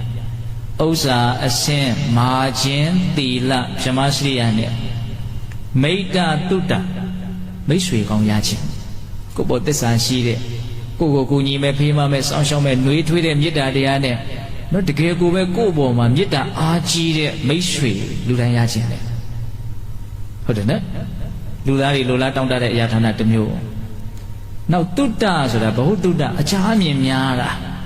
လောကရဲ့ဖြစ်ရတွေကိုအများကြီးသိတယ်ဘယ်မှာဘာဖြစ်တယ်သိတယ်ဘယ်တော့မှဘာဖြစ်ခဲ့တယ်သိတယ်ဘယ်ဟာကိုဘယ်လိုလုပ်ရတယ်လဲဘယ်လိုလုပ်ရတယ်ဆိုတော့သိတယ်နော်ဘ ഹു တုတ္တလို့လူတွေသုံးကြတာရှိရနော်အချားအမြင်များတာသိတာမြင်တာတွေများတာအဲ့ဒီအနေထားကိုမရချင်ဘူးလားရချင်ဘ ഹു တုတ္တမိတ္တတုတ္တပညာဓမ္မပညာဆိုတာဒီနေရာမှာနော်လောကီပညာနဲ့ဒီမဲ့ဉဏ်ဖူဉဏ်မရသေးတဲ့လောကုတ္တရာပညာရဖို့အတွက်ရှေ့ရှုနေတဲ့ဓမ္မပညာလို့ဘုန်းကြီးကသုံးကြတယ်ဉာဏ်ပညာထက်နော်လောကီပညာလည်းအများကြီးတက်တယ်နော်တရားနဲ့ပတ်သက်ပြီးတော့လည်းပဲဘဝရဲ့အကြောင်းကိုသိတဲ့နားလေတဲ့ပညာအများကြီးသူ့မှာရှိတယ် အဲ့ဒီပညာလည်းမရခြင်းမို့လားရခြင်းဓမ္မဆိုတာကြတော့တရားဓုတရားမြတ်ကိုပြောတာလူတယောက်တရားရသွားပြီတရားရတယ်ဆိုတာဘာပြောတာတော့လူရင်းလေးတွေပြောဦးမယ်တရားရတယ်ဆိုတာဘဝရဲ့ဆင်းရဲတဲ့သဘာဝကိုအမှန်တိုင်းသိသွားတာကိုတရားရတယ်ပြောတာအဲ့လိုပြောတော့လွယ်လားရည်လားလို့ထင်ကောင်းထင်မယ်နော်ဘဝရဲ့ဆင်းရဲတဲ့သဘာဝကိုတကယ်သိတာကိုပြောတာအပေါ်ယံသိတာကိုပြောတာမဟုတ်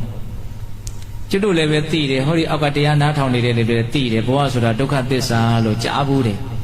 အဲ့တော့ဘယ်လောက်သိလဲဆိုတော့ကြားဘူးတဲ့အသိလောက်ပဲသိမယ်နည်းနည်းလေးရှေ့တိုးမယ်ဆိုရင်နည်းနည်းလေးတွေးကြည့်ပြီးတော့ဟုတ်တာပဲဘဝကပျက်စီးခြင်းနဲ့ပဲဆုံးသွားတာဘဝကကောင်းတဲ့သဘောမဟုတ်ဘူးအနည်းငယ်မျှပဲသိမယ်စာလို့ပြောရင်အနုဘောဓသိလောက်ပဲရှိတယ်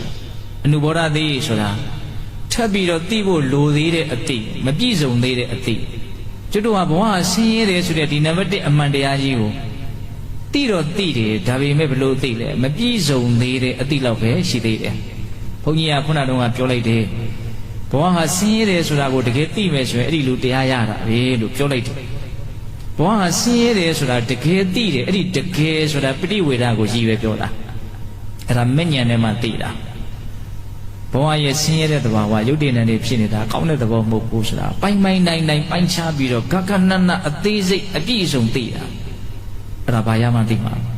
မဲ့ဉာဏ်ရမှသိဘဝဟာဆင်းရဲတယ်လို့သိရင်ဘဝပေါ်မှာမဲ့မုန်းမှုဟာအစင်းစင်းချုပ်သွားမှာကိုဆင်းရဲတယ်လို့သိထားတဲ့အရာကြီးရဲ့ပုံမှာဘာမှတွေ့တာမဲ့မုန်းမှုဟာဖြစ်เสียအကြောင်းကိုမရှိဘူးဘဝဟာဆင်းရဲတယ်လို့သိရင်အထင်ကြီးခြင်းအထင်သေးခြင်းစက်ကွင်းရလဲလွတ်ကင်းသွားမှာသူဟာအလွန်မှမွန်မြတ်တဲ့အခြေအနေကိုရောက်သွားမယ်ဒါကြောင့်တစ်ခါဘုန်းကြီးကဘယ်လိုပြောတော့ဘဝရဲ့ဆင်းရဲတဲ့သဘာဝကိုတကယ်သိရင်အရိယာဖြစ်မှာလို့ပြောတာအဲ့ဒါမဲ့ဉာဏ်နဲ့သိတဲ့အဆင့်ကိုရည်ရွယ်ပြီးတော့ပြောတာအရိယာဖြစ်တယ်ဆိုတာအဲ့ဒါဘဝရဲ့ဆင်းရဲတဲ့သဘာဝကိုတကယ်သိလို့အရိယာဖြစ်သွားတာအရိယာဆိုတာဘာပြောတာတော့စိတ်ဓာတ်အစဉ်စဉ်ဖြူရှင်တန်ရှင်းသွားကြတဲ့ပုဂ္ဂိုလ်တွေကိုအရိယာလို့ပြောတာပထမအဆင့်သောတပတ္တိမဉ္ဇဉ်ပူညာရမယ်ဆိုလို့ရှိရင်စိတ်ရဲ့အဆိုးဝါးဆုံးအညစ်အကြေးလို့ပြောရမယ်တက္ကာယဒိဋ္ဌိကိုသူဟာစိတ်ချပလိုက်ပြီတခါတည်းပယ်သက်ပလိုက်ပြီဘဝကိုဒုက္ခလို့တကယ်မြင်သွားတာငါလည်းမဟုတ်သူလည်းမဟုတ်ပုဂ္ဂိုလ်တ attva လည်းမဟုတ်ဒုက္ခဖြစ်နေတဲ့သဘောတွေလို့သိတယ်အဲ့တော့ဘုန်းကြီးပြောနေတာပါတော့လူတွေလိုလားတောင်းတတဲ့အရာဌာနကြီး10မျိုးတွေကနံပါတ်9တရားဟာပါလဲဓမ္မတရားဓုတရားမြတ်ရတဲ့အနေအထားမရခြင်းမို့လားဉာဏ်ကြီးရင်ကြီးသလောက်ဒီတရားကိုလိုလားတောင်းတကြမယ်တရားကိုမရခြင်းသေးဘူးဆိုရင်တော့ကိုယ်ကတရားရခြင်းလောက်တည်းအထိ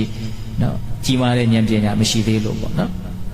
နောက်ဆုံးလူသားတွေလိုလားတောင်းတတဲ့ကောင်းမြတ်တဲ့အရာဌာနကဘာလဲဆိုတော့နတ်ပြည်တဲ့ကောင်းတဲ့ဘဝပေါ့နော်အဲ့ဒါဘယ်အချိန်မှထင်ရှားမလို့ဒေဂာနီးမှထင်ရှားလိုက်မယ်ခုချိန်ကတော့ကိုယ့်အကိုအစဉ်ပြေးနေတယ်ကျမကြီးလေးလေးကောင်းနေတယ်စားတိုင်းဖွေတိုင်းလေးလေးရနေမယ်ဆိုလို့ရှိရင်နတ်ပြည်လည်းစိတ်ဝင်စားမှာမဟုတ်ဘူးဘယ်အချိန်မှစိတ်ဝင်စားမလဲသေရတော့မယ်ဆိုတဲ့အခါမှာသေပြီးရင်ဘာဆက်ဖြစ်မလဲဆိုတာကလာပြီလေသေခြင်းတရားကပြောရရင်ဘဝမှာအကြီးမားဆုံးအပြောင်းလဲပဲဆိုကြပါစို့လူတယောက်လူရှင်စစ်ကနေအခုပဲလူရှိသေးတယ်ခဏနေခွေးမကြီးပိုက်ထဲရောက်သွားတယ်ဟာတတ်တဲ့ကြီးမားတဲ့အပြောင်းလဲရှိနိုင်ပါလားမရှိနိုင်ဘူးတကယ်လို့လူပြန်ဖြစ်မယ်ဆိုရင်တောင်အတိုင်းဝိုင်းတူသေးသလားမတူတော့အမေဖေတူသေးလားမတူတော့ဘူးဘာမှမတူတော့ဘူးဒါကြောင့်တေခြင်းကိုအကြောင်းခံပြီးတော့ပြောင်းလဲသွားတဲ့အပြောင်းလဲကြီးဟာဘဝမှာအလွန်မှကြီးမားတယ်ကောင်းလဲကောင်းနိုင်တယ်ဆိုလဲဆိုနိုင်တယ်အဲ့ဒါဘုန်းကြီးတို့တေဂာနီခါကာလမှာအော်ငါတေရတော့မယ်တေးပြီးရင်တော့ကောင်းတဲ့ဘဝလေးများရရင်ကောင်းပါပဲဆိုတဲ့တောင်းတချက်မလာပေဘူးလားလာမယ်အဲ့ဒီကောင်းတဲ့ဘဝကိုလူသားတွေဟာတောင်းတပေမယ်လို့တေးပြီးတဲ့နောက်မှာမကောင်းတဲ့ဘဝကိုပဲရကြတာများတယ်လို့မြတ်စွာဘုရားမြင်တယ်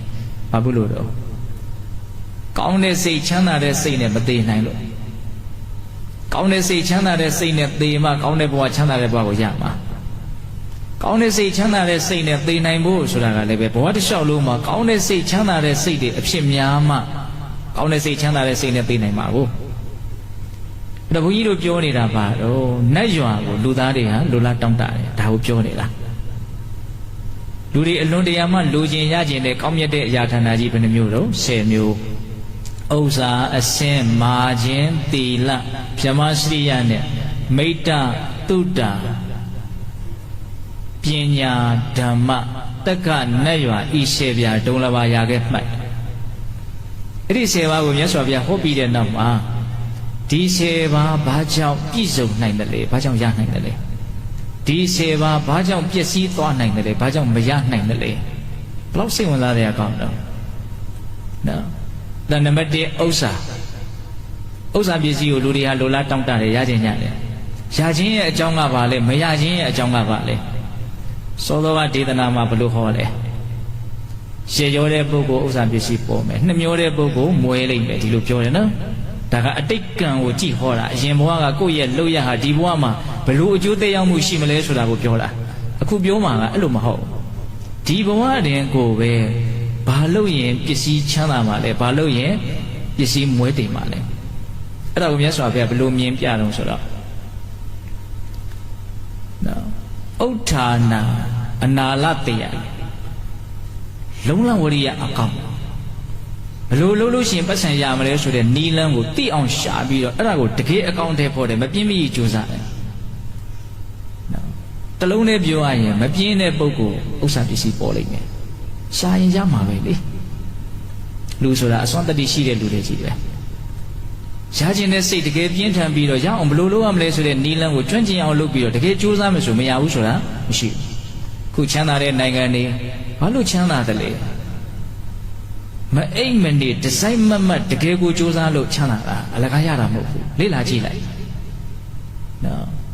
ပြင်းရည်တဲ့ပုဂ္ဂိုလ်ထုံထိုင်းတဲ့ပုဂ္ဂိုလ်ဥစ္စာပစ္စည်းရဖို့ဘာမှစိတ်ဝင်စားပဲနဲ့ပြင်းဖို့ပဲသိတယ်အဲ့ဒီလိုသိကြပေါ့မွေးလိမ့်မယ်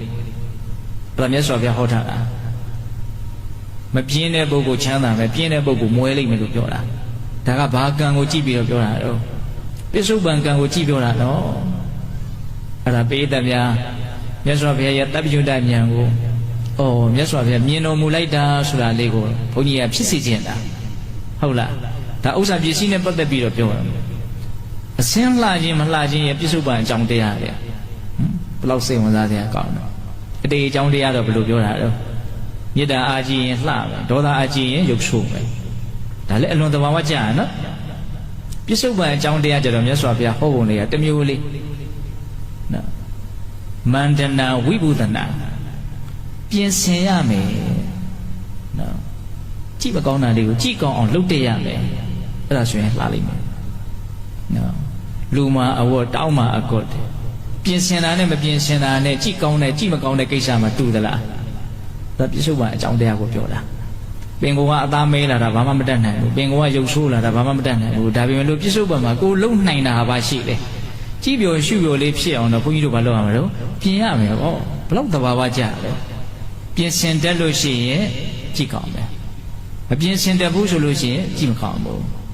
ဒါအစင်းနဲ့ပတ်သက်ပြီးတော့မြတ်စွာဘုရားစွန့်အောင်ဟောတာပေါ့ဥစ္စာအစင်း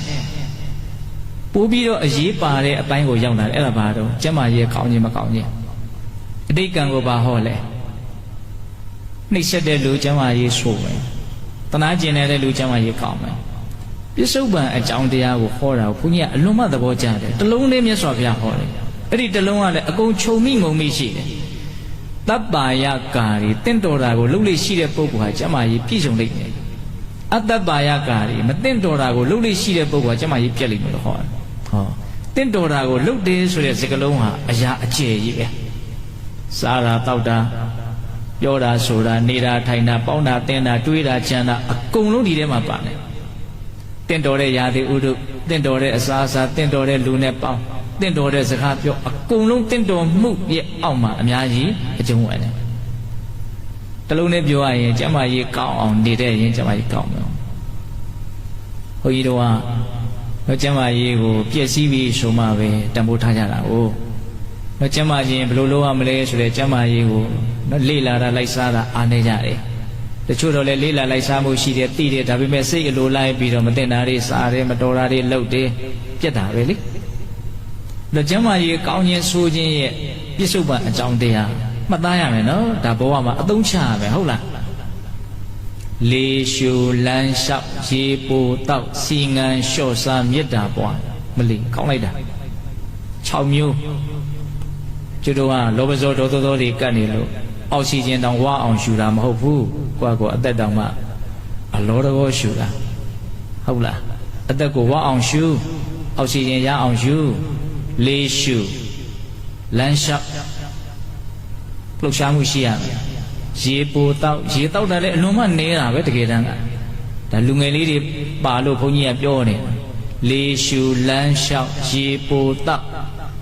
စီငန်လျှော့စားမေတ္တာပွားမေတ္တာတရားကစိတ်နှလုံးကိုလုံးဝငြိမ်းအေးစေတယ်ဒါကြောင့်စိတ်ရဲ့မိယာရုပ်ပိုင်းဆိုင်ရာကိုလည်းအလွန်မှကြည်လင်တန့်ရှင်းစေတယ်ဟုတ်ပြီနော်ဘာပြောနေတာတော့ကျမ်းမာရေးကောင်းခြင်းဆိုခြင်းရဲ့အကြောင်းတရားတွေတင့်တော်တာကိုလှုပ်ခြင်းမလှုပ်ခြင်းဒီလိုပြောတယ်နော်ဥစ္စာအစင်မာခြင်းသီလဘာကြောင့်သီလဖြူရှင်ရတာတော့ဘာကြောင့်သီလတွေကခဏခဏပြက်နေရတာတော့မသိချင်ဘူးလားသိချင်စိတ်ကိုထက်တန်သေးခြင်းနဲ့နော်ဘုန်းကြီးကမိတ်ဆွေရုပ်ရှိတဲ့လူဟာသီလပြက်လိမ့်မယ်ကောင်းတဲ့မိတ်ဆွေရှိတဲ့လူဟာသီလဖြူရှင်လိမ့်မယ်တဲ့မြတ်စွာဘုရားအဓိကကြတာကိုမြင်ပြတယ်ကလျာဏမိတ်တတာမိတ်ကောင်းဆွေကောင်းရှိတဲ့လူတွေဟာသီလဖြူရှင်လိမ့်မယ်ပါပမိတ်တတာရုပ်မာတဲ့မိတ်ဆွေရှိတဲ့လူမကောင်းတဲ့မိတ်ဆွေရှိတဲ့လူဟာသီလပြက်လိမ့်မယ်အဲ့ဒါကိုယ့်အကိုချစ်ထွင်ပြီးတော့ဒါစင်သာမြတ်စွာဘုရားတရားဘယ်တော့မှမှားတယ်ဆိုတာမရှိဘူးနော်ဥစ္စာအစင်မာခြင်းသီလနော်အချင်းကနည်းနည်းပဲကျန်တော့တယ်ဘုန်းကြီးကအသေးစိတ်ကြီးအရင်ကြီးပြောဖို့အချိန်မရဘူးကိုယ်ညံကိုကိုယ့်ကိုအသုံးချရမယ်နော်သီလပြည့်ခြင်းသီလပြည့်စုံခြင်းရဲ့အကြောင်းတရားဘယ်ပုံမှာမူတည်နေတာတော့ကိုယ်ဘေးကလူတွေပုံမှာမူတည်နေတာဘလူလူနဲ့ပေါင်းတာတော့ပေါက်တဲ့စားတဲ့လူနဲ့ပေါင်းရင်တော့တောက်တဲ့စားတဲ့အလေးအချင်းလွယ်လွယ်လေးရောက်လာမှာပဲဟုတ်လားစီစနစ်နဲ့နေတဲ့လူနဲ့ပေါင်းရင်စီစနစ်နဲ့နေတဲ့အလေးအချင်းဖြစ်သွားမှာပဲလူဆိုတာအတူကိုအလွန်မြန်တဲ့တရားပါဘယ်ချင်းအတူခိုးလိုက်လို့ခိုးလိုက်မှကိုမသိမြတ်စွာဘုရားမြင်တော်မူတယ်ဒါကြောင့်မို့လို့မင်္ဂလာတရားမှာအတ္တိဝနာစဘာလနာပဏိဒာနိသသေဝတာဒါအရင်စဟောတာကိုဘလို့လူတွေဂျာထဲမှာနေတယ်လေအဲ့ဒီမေကွန်းရဲ့ဖြေကကိုဘလို့လူဆက်ဖြစ်မှာလဲဆိုတဲ့မေကွန်းပဲနားလည်ဖို့လိုရနော်ဥစ္စာအစင်မာခြင်းသီလဗြဟ္မစရိယအကျင့်မြတ်ကိုကျင့်တဲ့လူဖြစ်ခြင်းတယ်အကျင့်မြတ်လေးဆွေးဆွေးမြဲမြဲကျင့်တဲ့လူဖြစ်ခြင်းတယ်ဆိုရင်ဘာလို့ရမလဲအကြောင်းတရားပါလေဣန္ဒြိယတံဝရမျက်စိနားနာလျှာကိုစိတ်ကိုစောင့်စည်းတာတနည်းအားဖြင့်ကြည့်ရင်တိုင်းမကြည့်ဘူးနားထောင်ရင်တိုင်းမထောင်ဘူးစိတ်အလိုမလိုက်ဘူးပေါ့တလုံးနဲ့ပြောရင်စိတ်အလိုမလိုက်မျက်စိကိုလိုလိုက်မယ်မကြည့်ရမနေနိုင်ဘူးနားကိုလိုလိုက်မယ်နားမထောင်ရမနေနိုင်ဘူးဟာကောင်းတဲ့ဆိုင်မှာသွားမစားရရင်မနေနိုင်ဘူးဟာမျက်စိနားနာလျှာကိုစိတ်ကိုအလိုလိုက်တဲ့လူဘယ်တော့မှဗြဟ္မစရိယမရနိုင်ဘူးဟုတ်လားဒါကြောင့်ဗြဟ္မစရိယကိုစိတ်ဝင်စားတယ်မျက်နှိုးတယ်ဆိုရင်ဘုန်းကြီးတို့ဘာလုပ်အောင်လဲစိတ်အလိုမလိုက်နဲ့ဒီနည်းအားဖြင့်ဒွါရ6ပါးအတွင်းအာယနာ6ပါးကိုအလိုမလိုက်နဲ့သူ့ကိုစောင့်စည်းရမယ်ပိတ်ဆို့ရမယ်ထိမ့်သိမ်းရမယ်ကြည့်ကျင်တိုင်းကြည့်လို့မဖြစ်ဘူး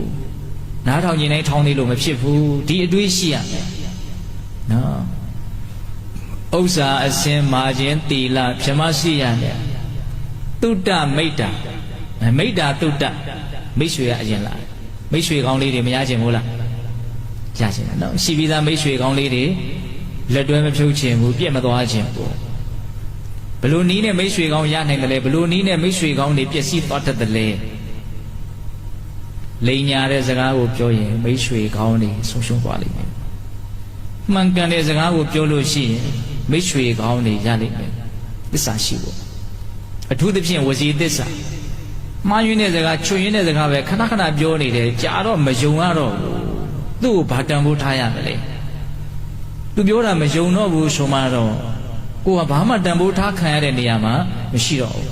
ကိုကိုမယုံအောင်မယုံအောင်လှုပ်လိုက်တာတော့ဆိုတော့ကိုရဲ့မှားယွင်းတဲ့စကားကပဲလှုပ်လိုက်တာဟုတ်လားဒါကြောင့်မိတ်ဆွေကောင်းရခြင်းတယ်ဆိုရင်ကိုရဲ့နှုတ်ဟာဘာဖြစ်ရမလဲမှန်ကန်ရမယ်တက်မှတ်ရမယ်ဟုတ်တာပဲပြောရမယ်ဝန်ခံရတဲ့တတ္တိလည်းရှိရမယ်ဘယ်တော့မှမှားယွင်းတဲ့စကားမပြောဘူးလိန်ညာတယ်ဆိုတာတော့မှမရှိဘူးဒီလိုလူမိတ်ဆွေကောင်းရမယ်ရတဲ့မိတ်ဆွေအည်အသွေးရှိမယ်နော်ဘလောက်ကောင်းတော့နော်ဒီဥစ္စာနော်လိန်ညာမှုဟာယုံကြည်မှုကိုပြည့်စေတယ်ယုံကြည်မှုပြည့်ပြီဆိုလို့ရှိရင်မိတ်ဆွေမဟုတ်တော့ဘူးလေယုံမယုံတော့တဲ့ကိစ္စပေါင်းနေတဲ့အပေါ်ရမယ်သဘောပေါက်ရလားဘုန်းကြီးပြောတာဟုတ်ဥစ္စာအစင်မာခြင်းသီလဗြဟ္မစရိယနဲ့မိတ္တတုဒ္ဒနော်ဘဟုတုဒ္ဒများဘဟုတုဒ္ဒနည်းဘုဒ္ဓများခြင်းရဲ့အကြောင်းကပါလေမများခြင်းရဲ့အကြောင်းကပါလေ အသစ္စာယကိရိယာသစ္စာယကိရိယာလို့အဲ့လိုလေးမြတ်စွာဘုရားဟောတယ်တရေစေတဲ့အလုပ်ကိုလုပ်တယ်တရေစေတဲ့အလုပ်ကိုမလုပ်ဘူးတရေစေဆိုတော့ရွတ်အံတာကိုပြောတာအဲ့ဒါကိုလူငယ်တွေနားလည်အောင်ပြောရရင်စိတ်ထဲမှာမမေ့အောင်ခဏခဏအမှတ်ရနေတာမှတ်သားထားတာစာနဲ့မှတ်ထားမယ်ခဏခဏဒါကိုနားထောင်မယ်ခဏခဏမှတ်ထားမယ်မှတ်ထားရင်ဘာဖြစ်သွားလဲဆွဲသွားတယ်မပြတ်မပြတ်လိလာနေတာမပြတ်မပြတ်မှတ်သားနေတာဒါနဲ့ကင်းကွာပြီးတော့မနေဘူးလို့ပြောတာနောက်ဘုန်းကြီးတို့ဒီဒေသနာလေးတွေတခါတလေဘုန်းကြီးကအလွန်ကြိုက်တဲ့ဒေသနာလေးတွေရှိတယ်အဲ့တော့ကိုကရအောင်ကြင့်မထားဘူးခဏခဏဒါကိုအလွတ်ပြန်မနေဘူးဆိုရင်ကြာရင်ဒါကမဖြစ်တော့ဆိုဇုစမျိုးစမြုပ်သွားဘာမှကိုမသိတော့ဘူးနောက်တော်တော်ကြာတဲ့အခါမှာပြန်ပြီးတော့ဖတ်ကြည့်ရင်တစ်ချိန်လုံးကငါဒါသိခဲ့သလားမသိခဲ့ဘူးလားဆိုတာတောင်မသိတော့ဘူးတကယ်လို့သာဘုန်းကြီးတို့ကအဲ့ဒါကိုကြိမ်ဖန်များစွာရွတ်အံ့နေတယ်တရက်ကိုတစ်ခေါက်လောက်ရွတ်မယ်ဆိုရင်တောင်ဒါကစွဲနေတဲ့ခေါင်းနဲ့မှာနောက်တချို့ကဘုန်းကြီးကိုမေးကြနောက်တရားဟောတဲ့အခါမှာဘုန်းကြီးမယ်စကားတွေကဟိုကထွက်လာဒီကထွက်လာနဲ့ဘလို့မျက်မှတ်သားထားတယ်ဖြတ်လမ်းမရှိပါဘူးကြိမ်ဖန်များစွာဆွဲဆွဲမြဲမြဲရွတ်အံ့ရတဲ့အလုပ်ပဲဟုတ်လားဒါကြောင့်ဓမ္မဗဟုသုတပဲဖြစ်ဖြစ်လောကီဗဟုသုတပဲဖြစ်ဖြစ်ပြည့်စုံကြွယ်ဝတဲ့ပုဂ္ဂိုလ်ဖြစ်ခြင်းနဲ့ဆိုရင်ဘာလို့ရမလို့မပြတ်မပြတ်အောင်မေ့ရမယ်မပြတ်မပြတ်ဒါကိုရွတ်ဆိုရမယ်ဖတ်ရှုရမယ်ဒီသဘောကိုပြောတာနော်ဗဟုသုတများခြင်းနဲ့ဆိုရင်ဘာလို့ရမလို့ကိုတည်ဘူးဌာနလေးကိုမိပြောက်မသွားအောင်သိသိရမယ်ဘယ်လိုနည်းနဲ့သိသိမလို့ထက်ခါအာယုံပြုခြင်းအဖြစ်နှလုံးသွင်းခြင်းအဖြစ်ဆင်ခြင်ခြင်းအဖြစ်ဘာလို့ရမလို့သိသိထားရမယ်ဥစ္စာအရှင်မာခြင်းတီလဗြဟ္မစရိယနဲ့မိတ္တသုတ္တပညာဓမ္မတက္ကသုံးခုကျန်သေးတယ်နော်ပညာဉာဏ်နောက်ထမြတ်တာတုံးအားရာဘာကြောင့်အဲ့လိုကွဲပြားနေလဲဆိုတော့ဘုန်းကြီးစောစောပြောခဲ့ပြီဘယ်သူများမှတ်ရမလဲမသိဘူးအတိတ်အကြောင်းနဲ့ပြစ္ဆုတ်ပံအကြောင်းအတူတူပဲလို့မြတ်စွာဘုရားဟောတယ်သုတ်တူတာနားထောင်တဲ့အလေးရှိတယ်ပြိပု္ပ္ပာမင်းမြန်းတဲ့အလေးရှိတယ်ဟောနှစ်ချက်ပြောတယ်မြတ်စွာဘုရားအရန်တိကျတယ်ဘုန်းကြီးကအရန်သဘောကျတာသုတ်တူတာနားထောင်ရင်ဉာဏ်ပညာကြီးတယ်နော်ဒီခေတ်ကြတော့သူကစာပေအခရာပေါ်လာပြီဆိုတဲ့အခါကျတော့စာဖတ်ရှုခြင်းဟာလည်းပဲနားထောင်ခြင်းတစ်မျိုးပဲစာရေးဆရာရဲ့စကားသံကိုနားထောင်တာစာရေးဆရာရဲ့စိတ်ကူးစိတ်သံကိုနားထောင်တာဟုတ်တယ်မဟုတ်လားစာဖတ်တယ်ဆိုတာဘာလို့တာတော့နားထောင်တာစကလုံးနေရာတကယ်တမ်းကတော့အတန်တွေပဲလို့ဘုန်းကြီးကတင်စားပြီးတော့ပြောခြင်းနားလည်ဖို့လိုတယ်နော်သုတ်တူတာနားထောင်ရမယ်ဒါကြောင့်ပါကျုပ်ဆရာဘုရားကြီးများဟောထားတဲ့တရားတွေစီးရီးလိုက်နားထောင်ကြည့်လိုက်ဉာဏ်ပညာတိုးတက်နားထောင်ရုံနဲ့ပြည့်စုံပြီလားမပြည့်စုံသေးဘူးနောက်တစ်လုံးကြံသေးတယ်အဲ့ဒါပါတော့ပြိပု္ပ္ပာမင်းမြန်းရမယ်ဟောအဲ့ဒီအချက်ကျတော့ဘုန်းကြီးတို့ဗုဒ္ဓဘာသာတွေဗမာလူမျိုးတွေအလွန်မှအားနေမသိတာကိုမသိတဲ့တည်းပဲထားလိုက်အမှန်ကပါလေမသိရင်မေးမစင်ရင်ရှိဟုတ်တယ်မစင်အညီချင်းများလူးမယ်ဆိုရင်တော့အချိန်မဆိုင်ဘူးတောက်လျှောက်ဆေးမှာနော်ရေမရှိဘူးဆိုရင်တစ်ရှူနဲ့တုပ်ပြန်ပါဘာမှမရှိဘူးဆိုရင်လည်းအောက်ကမြေကြီးနဲ့တော့တုပ်ပလိုက်မစင်ရင်တော့ဆေးဖို့တောက်လျှောက်အမှတ်ရတယ်မသိတာကိုမေးဖို့ကြတော့ဘလို့ဖြစ်ဝင်လေလောကကောမှကိုမသိဆက်စုတာနဲ့မဆိုင်ဘူးနော်ကိုသိကျင်တာကိုဘာလို့ရိုးရိုးသားသားမေးရမယ်သိတဲ့လူကပြောကျင်လွန်းလို့ကိုယ်ကိုသိမဲ့ထင်လို့မေးတာလူတိုင်းကုန်ယူတယ်ချွေးရင်ချက်ကပါလေမမေးဘူးတန်မြတ်စွာဘုရားဉာဏ်ပညာကြီးကျင်လို့ရှိရင်နားထောင်ရမယ်မေးမြန်းရမယ်ဟုတ်တယ်အဲ့ဒီမေးတာမပါဘူးဆိုလို့ရှိရင်လုံးဝမပြည့်စုံဘူးဟောဆိုနားထောင်တိုင်းသိသွားတာမဟုတ်ဘူးလေသိတယ်ဟာသိတယ်မသိတာမသိဘူးရှင်းတယ်ဟာရှင်းတယ်မရှင်းတာမရှင်းဘူးမရှင်းတာဘာလို့အောင်လဲပြန်မေးရမယ်မသိတာကိုပြန်ပြီးတော့မေးရမယ်ဒါကြောင့်မြတ်စွာဘုရားဟောတဲ့တရားဘယ်လောက်ပြည့်စုံတော့ဉာဏ်ပညာထက်မြက်ခြင်းနေဆိုရင်ဘာလို့အောင်လဲနားထောင်ရမယ်တဖန်ပြန်ပြီးတော့မေးရမယ်ဟိုနေ့ကဘုန်းကြီးအိပက်တက္ကသိုလ်မှာတရားစခန်းလေး2ရက်ဖွင့်တယ်တရားချိန်တစ်ချိန်အိုးသိကျင်တာလေးတွေမေးပါဆိုတော့မေးခွန်းကရောက်မလာဘူးလူ40လောက်ရှိတယ်မေးခွန်းကတယောက်ပဲမေးတယ်ဟောဘလို့ဖြစ်တာတော့ကိုင်းသူတို့ကမမေးလေကိုကတော့ပြောလိုက်တော့မယ်ဆိုတော့ကိုပြောရတာပေါ့နော်ဟုတ်လားဥစ္စာအရှင်မာခြင်းသီလဗြဟ္မစီယနဲ့မိတ္တသုတ္တပညာဓမ္မဟောဓမ္မရောက်လာပြီနော်တရားရခြင်းတဲ့ပုဂ္ဂိုလ်တွေဒီပိဋကထဲကလူငယ်လေးတွေပဲများတာဆိုတော့တို့နဲ့တော့တိတ်မဆိုင်သေးဘူးလို့ဘုန်းကြီးကအဲ့လိုလည်းမတွေးသေးခြင်းဘူး အသက်ငယ်ပေမဲ့လို့အခြေခံတက်ခံရင့်ကျက်နေတဲ့ပုဂ္ဂိုလ်တွေအရှိဝန်းပြောနိုင်ဘူး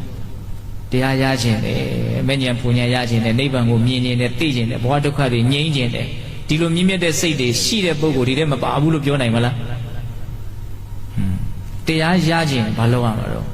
ဘာကြောင့်တရားရနိုင်တယ်လဲဘာကြောင့်တရားမရနိုင်တယ်လဲဒီမိကုန်းကြတော့အလွန်လေးနဲ့သွားပြီနော်ဒါမြတ်စွာဘုရားဘယ်လိုဖြေလဲဆိုတော့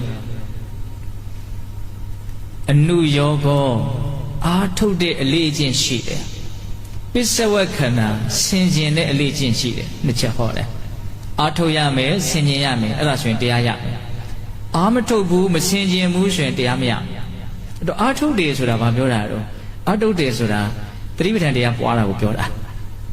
ဝင်လေထွက်လေကိုကြည်နေတယ်ထင်ရှားတဲ့ယုံတန်ကိုဒလဇက်ပြစ္ဆုတ်ပံဖြစ်ရတဲ့အတိုင်းကိုအမြဲတမ်းသတိနဲ့ကြည်နေတယ်မလွတ်เสียရဘူးမလွတ်เสียရဘူးအချားအပေါက်နင်းနိုင်တယ်များနင်းအောင်ပြစ္ဆုတ်ပံတိုင်းကိုသတိစိုက်ပြီးတော့ထားတယ်အဲ့ဒါအာထုတ်တယ်ဆိုတာအဲ့ဒါပြောတာဆင်ခြင်နေဆိုတာကြတော့သူကဘဝရဲ့အမှန်တရားတွေကိုခေါင်းထဲအမြဲတမ်းထည့်တာတွေးတာနော်တွေးတာကိုမကောင်းဘူးလို့လူတွေကခြုံပြီးတော့တခါတည်းပြောကြတာရှိတယ်ဟာကောင်းတဲ့အတွေးကအရင်ကောင်းတယ်ကောင်းတဲ့အတွေးကနိဗ္ဗာန်ထိကိုပို့မှာမကောင်းတဲ့အတွေးကမကောင်းတာကောင်းတဲ့အတွေးကအလွန်ကောင်းတယ်မဂ္ဂင်၈ပါးထဲမှာတမ္မာသင်္ကပ္ပဆိုတာမပါဘူးလားဘာပြောတာအဲ့ဒါမှန်ကန်တဲ့အတွေးရှိရမှာနော်မှန်ကန်တဲ့အတွေးရှိမှမှန်ကန်တဲ့အပြောမှန်ကန်တဲ့အလုပ်မှန်ကန်တဲ့အတန်ဝေးရန်ကြောင်းမှုဆိုရတဲ့လာမှာဟုတ်လားအခုဒီမှာမြတ်စွာဘုရားတွေးရမယ်အာထုတ်တဲ့အပိုင်းကိုအာထုတ်ရမှရှိတယ်လို့မှန်မှန်ကန်ကန်တွေးတောဆင်ခြင်ရမယ့်အပိုင်းကိုမှန်မှန်ကန်ကန်တွေးတောဆင်ခြင်ရမယ်ဥပမာအိုနာသေးကွဲကံနဲ့တွဲအမြင်နေတိုင်းရှုအဘိဓါသုတ်တံမြတ်စွာဘုရားဟောတာကိုဘဝအပါဝင်ဘဝအားလုံးသည်အိုတဲ့ဘဝအိုရမယ့်ဘဝဘယ်လိုမှမလွန်ဆန်နိုင်ဘူးအိုမျိုးအိုတဲ့သဘာဝနာရတဲ့အမျိုးနာရတဲ့သဘာဝဘယ်လိုမှလွန်ဆန်လို့မရဘူးတည်တဲ့အမျိုးတည်ရမယ့်သဘာဝဘယ်လိုမှလွန်ဆန်လို့မရဘူးချစ်သူခင်သူတို့နဲ့ခွဲရမယ့်သဘာဝကွဲရမယ့်သဘာဝဘယ်သူမှလွတ်ကင်းခွင့်မရှိဘူးကိုယ်စိတ်ထားနဲ့တန်တဲ့အကျိုးရလဒ်ကိုသိမ့်ပေးရလိမ့်မယ်ရရှိရလိမ့်မယ်ဒါရှောင်လွဲလို့မရဘူးကိုဘာလုပ်တယ်လဲလှုပ်ချင်တာလှုပ်အဲ့ဒီအလုံးနဲ့တန်တဲ့အကျိုးရလဒ်တစ်ခုဟာထွက်လာလိမ့်မယ်လှုပ်တော့ကလှုပ်ပြီးကြတော့လှုပ်ပြီးတော့မှအကျိုးရလဒ်ရကနေကြမှာမရခြင်းဘူးဆိုလို့ညင်းပယ်နိုင်တဲ့ဆွမ်းအဘယ်သူမှမရှိဘူးဒါအမှန်တရားအိုနာသေးကွဲကံနဲ့တွဲဆိုတာကိုပြုတ်ထားတဲ့ကောင်းကံဆိုးကံတနည်းအားဖြင့်ကိုထားတဲ့စိတ်ထားဆိုးစိတ်ထားကောင်းအဲ့ဒါနဲ့တန်တဲ့အကျိုးရလဒ်ကိုဘယ်သူမှရှောင်လွှဲလို့မရဘူးလို့ပြောတာ။အိုနာသေးကွဲကံနဲ့တွဲအမြဲနေတိုင်းရှုအဲ့ဒီသုတ္တမမြတ်စွာဘုရားကပင်စီမဏိဘိက္ခွေဌာနတိအဘိနံပစ္စဝခိတ္တဗန္တိအဋ္ဌိယဝပုရိသေနဝဂါထိနဝပပ္ပိတေနဝယောက်ျားပဲဖြစ်ဖြစ်မိန်းမပဲဖြစ်ဖြစ်လူပဲဖြစ်ဖြစ်ရှင်ရမ်းပဲဖြစ်ဖြစ်ဆင်ញင်ရမယ်ဆိုတော့ပစ္စဝခဏဆိုတဲ့စကားလုံးလေးနဲ့သုံးပြီးတော့ခေါ်တယ်နော်ဘုန်းကြီးကအဲ့ဒါလေးကိုအမှတ်ရလို့ပြောတာတရားရခြင်းဘာလို့ရမလို့အားထုတ်ရမယ်ဆင်ញင်ရမယ်တရားကိုရှုမှတ်ပွားများရမယ်ခန္ဓာမှာဖြစ်နေတာကိုဒလစက်ကြည့်ရမယ်ဒါအားထုတ်တာကိုပြောတာဩငါတေရမယ်ဘဝပါလားတေမျိုးပါလားတခြားသောတရားတွေလည်းအကုန်လုံးတေရမှာပါလားလောကကြီးကအသေးလောကကြီးပါလားဒီလိုပဲရှေးကဖြစ်ခဲ့တဲ့လူတွေအကုန်ပျောက်ခဲ့ပြီအခုဖြစ်နေတဲ့လူတွေလည်းအကုန်ပျောက်သွားအောင်မယ်နောင်ဖြစ်လာမဲ့လူတွေလည်းအကုန်လုံးပျောက်သွားကြမှာပဲဒီလမ်းစဉ်ကြီးကိုသွားနေတာလောကကြီးကကောင်းတဲ့သဘောမဟုတ်ဘူးဆိုတာကိုဘုန်းကြီးတို့ကတော့ဆင်ញင်ရမယ်အဲ့ဒါလိုအာထုတ်ခြင်းဆင်ញင်ခြင်းနဲ့ပြည့်စုံတဲ့ပုဂ္ဂိုလ်တရားရလိမ့်မယ်အာမထုတ်မှုဆင်ញင်မှုနဲ့နေမယ်ဆိုရင်အဲ့ဒီလိုတရားမရဘူးဘယ်နှမျိုးရှိပြီတော့9မျိုးနောက်ဆုံးတစ်မျိုးကျန်နေရနော်ဥစ္စာအစင်မာခြင်းသီလဗြဟ္မစီယနဲ့မိတ္တသုတ္တပညာဓမ္မတက္ခနတ်ရွာဟုတ်ပြီနော်ဘုန်းကြီးကဆောင်းဘုတ်ကလေးထပ်ပြီးတော့ရွတ်တာကဒီမှာရိုက်ကူးရေးထဲမှာဒီအတန်လေးတွေပါသွားတယ်ဆိုရင်ပြန်ပြီးတော့လေ့လာခြင်းတဲ့လူလေးတွေလွယ်လေးရအောင်လို့ပြန်ပြီးတော့နောက်ရောက်ပြီးတော့နားထောင်နေရမှာဆိုလို့နောက်ဆုံးလူသားတွေလိုလားတောင့်တတဲ့အရာဌာနကပါလေကောင်းတဲ့ဘဝကောင်းတဲ့ဘဝကိုရောက်ချင်ရင်ဘာလုပ်ရမလဲကောင်းတဲ့ဘဝရခြင်းရဲ့အကြောင်းကဘာလဲမရခြင်းရဲ့အကြောင်းကဘာလဲအဲ့ဒါကိုကျတဲ့မြတ်စွာဘုရားဘယ်လိုဟောလို့ဆိုတော့တမ္မာပฏิပတ္တိမှန်ကန်တဲ့အကျင့်ဟာမှန်ကန်တဲ့အလေးအကျင့်ဟာကောင်းတဲ့ဘဝကိုရောက်စေလိမ့် မိစ္ဆာပฏิပတ္တိမှားယွင်းတဲ့အလေးအကျင့်သည်ယုံညံ့တဲ့ဘဝကိုရောက်စေလိမ့်မယ်အဲ့တော့မှန်ကန်တဲ့အလေးအကျင့်ဆိုတာဘာပြောတာတော့သူစရိုက်တရား10ပါးကိုပြောတာမတတ်ဘူးမခိုးဘူးကာမကိစ္စမဖောက်ပြန်ဘူးကာယကအမှားကြီး3ခုမလုပ်ဘူးလိန်ညာတဲ့စကားကိုမပြောဘူးကြမ်းတမ်းတဲ့စကားကိုမပြောဘူးဂုံစကားကိုမပြောဘူးအနှစ်သာရမရှိတဲ့စကားကိုမပြောဘူးနှုတ်ဖြင့်ဝစီဒုစရိုက်4ပါးကိုမလုပ်ဘူးသူတော်ပစ္စည်းမတရားရခြင်းတဲ့စိတ်မရှိဘူးအဘိဓါ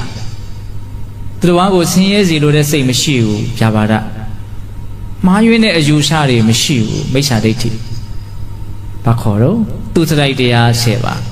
တနည်းအားဖြင့်လည်းပဲဒါနသီလဘာဝနာလို့ဒီလိုလည်းပဲနားလည်လို့ရတယ်တမ္မာပฏิပတ္တိကိုပြောတာမှန်ကန်တဲ့အကျင့်ဆိုတာပေးမယ်စောင့်စည်းမယ်တည်ငြိမ်အောင်လုပ်မယ်သိအောင်လုပ်မယ်ဒါမှန်ကန်တဲ့အကျင့်ပဲပေးတယ်ဆိုတာဘာပြောတာတော့ဒါနမျှဝေတော့နော်သူများကိုထိခိုက်အောင်မလုပ်ဘူးစောင့်စည်းမယ်ဘာပြောတာတော့သီလ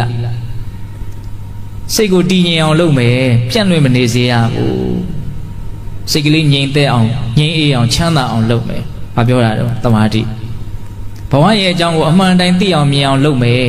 အနိစ္စကိုသိအောင်လုပ်မယ်ဒုက္ခကိုသိအောင်လုပ်မယ်အနတ္တကိုသိအောင်လုပ်မယ်သိရင်သိသလောက်အဲ့ဒါပါတော့ပညာသမာဓိနဲ့ပညာကိုဘာဝနာနဲ့ထည့်လိုက်နော်ဒါနသီလဘာဝနာအဲ့ဒါပါလေတမ္မာပฏิပတ္တိမှန်ကန်တဲ့အကျင့်သူစရိုက်တရား10ပါးသည်မှန်ကန်တဲ့အကျင့်မှန်ကန်သောအကျင့်သည်ကောင်းတဲ့ဘဝကိုရစေလိမ့်မယ်မှားယွင်းတဲ့အကျင့်သည်ယုံညံ့တဲ့ဘဝကိုပို့လိမ့်မယ်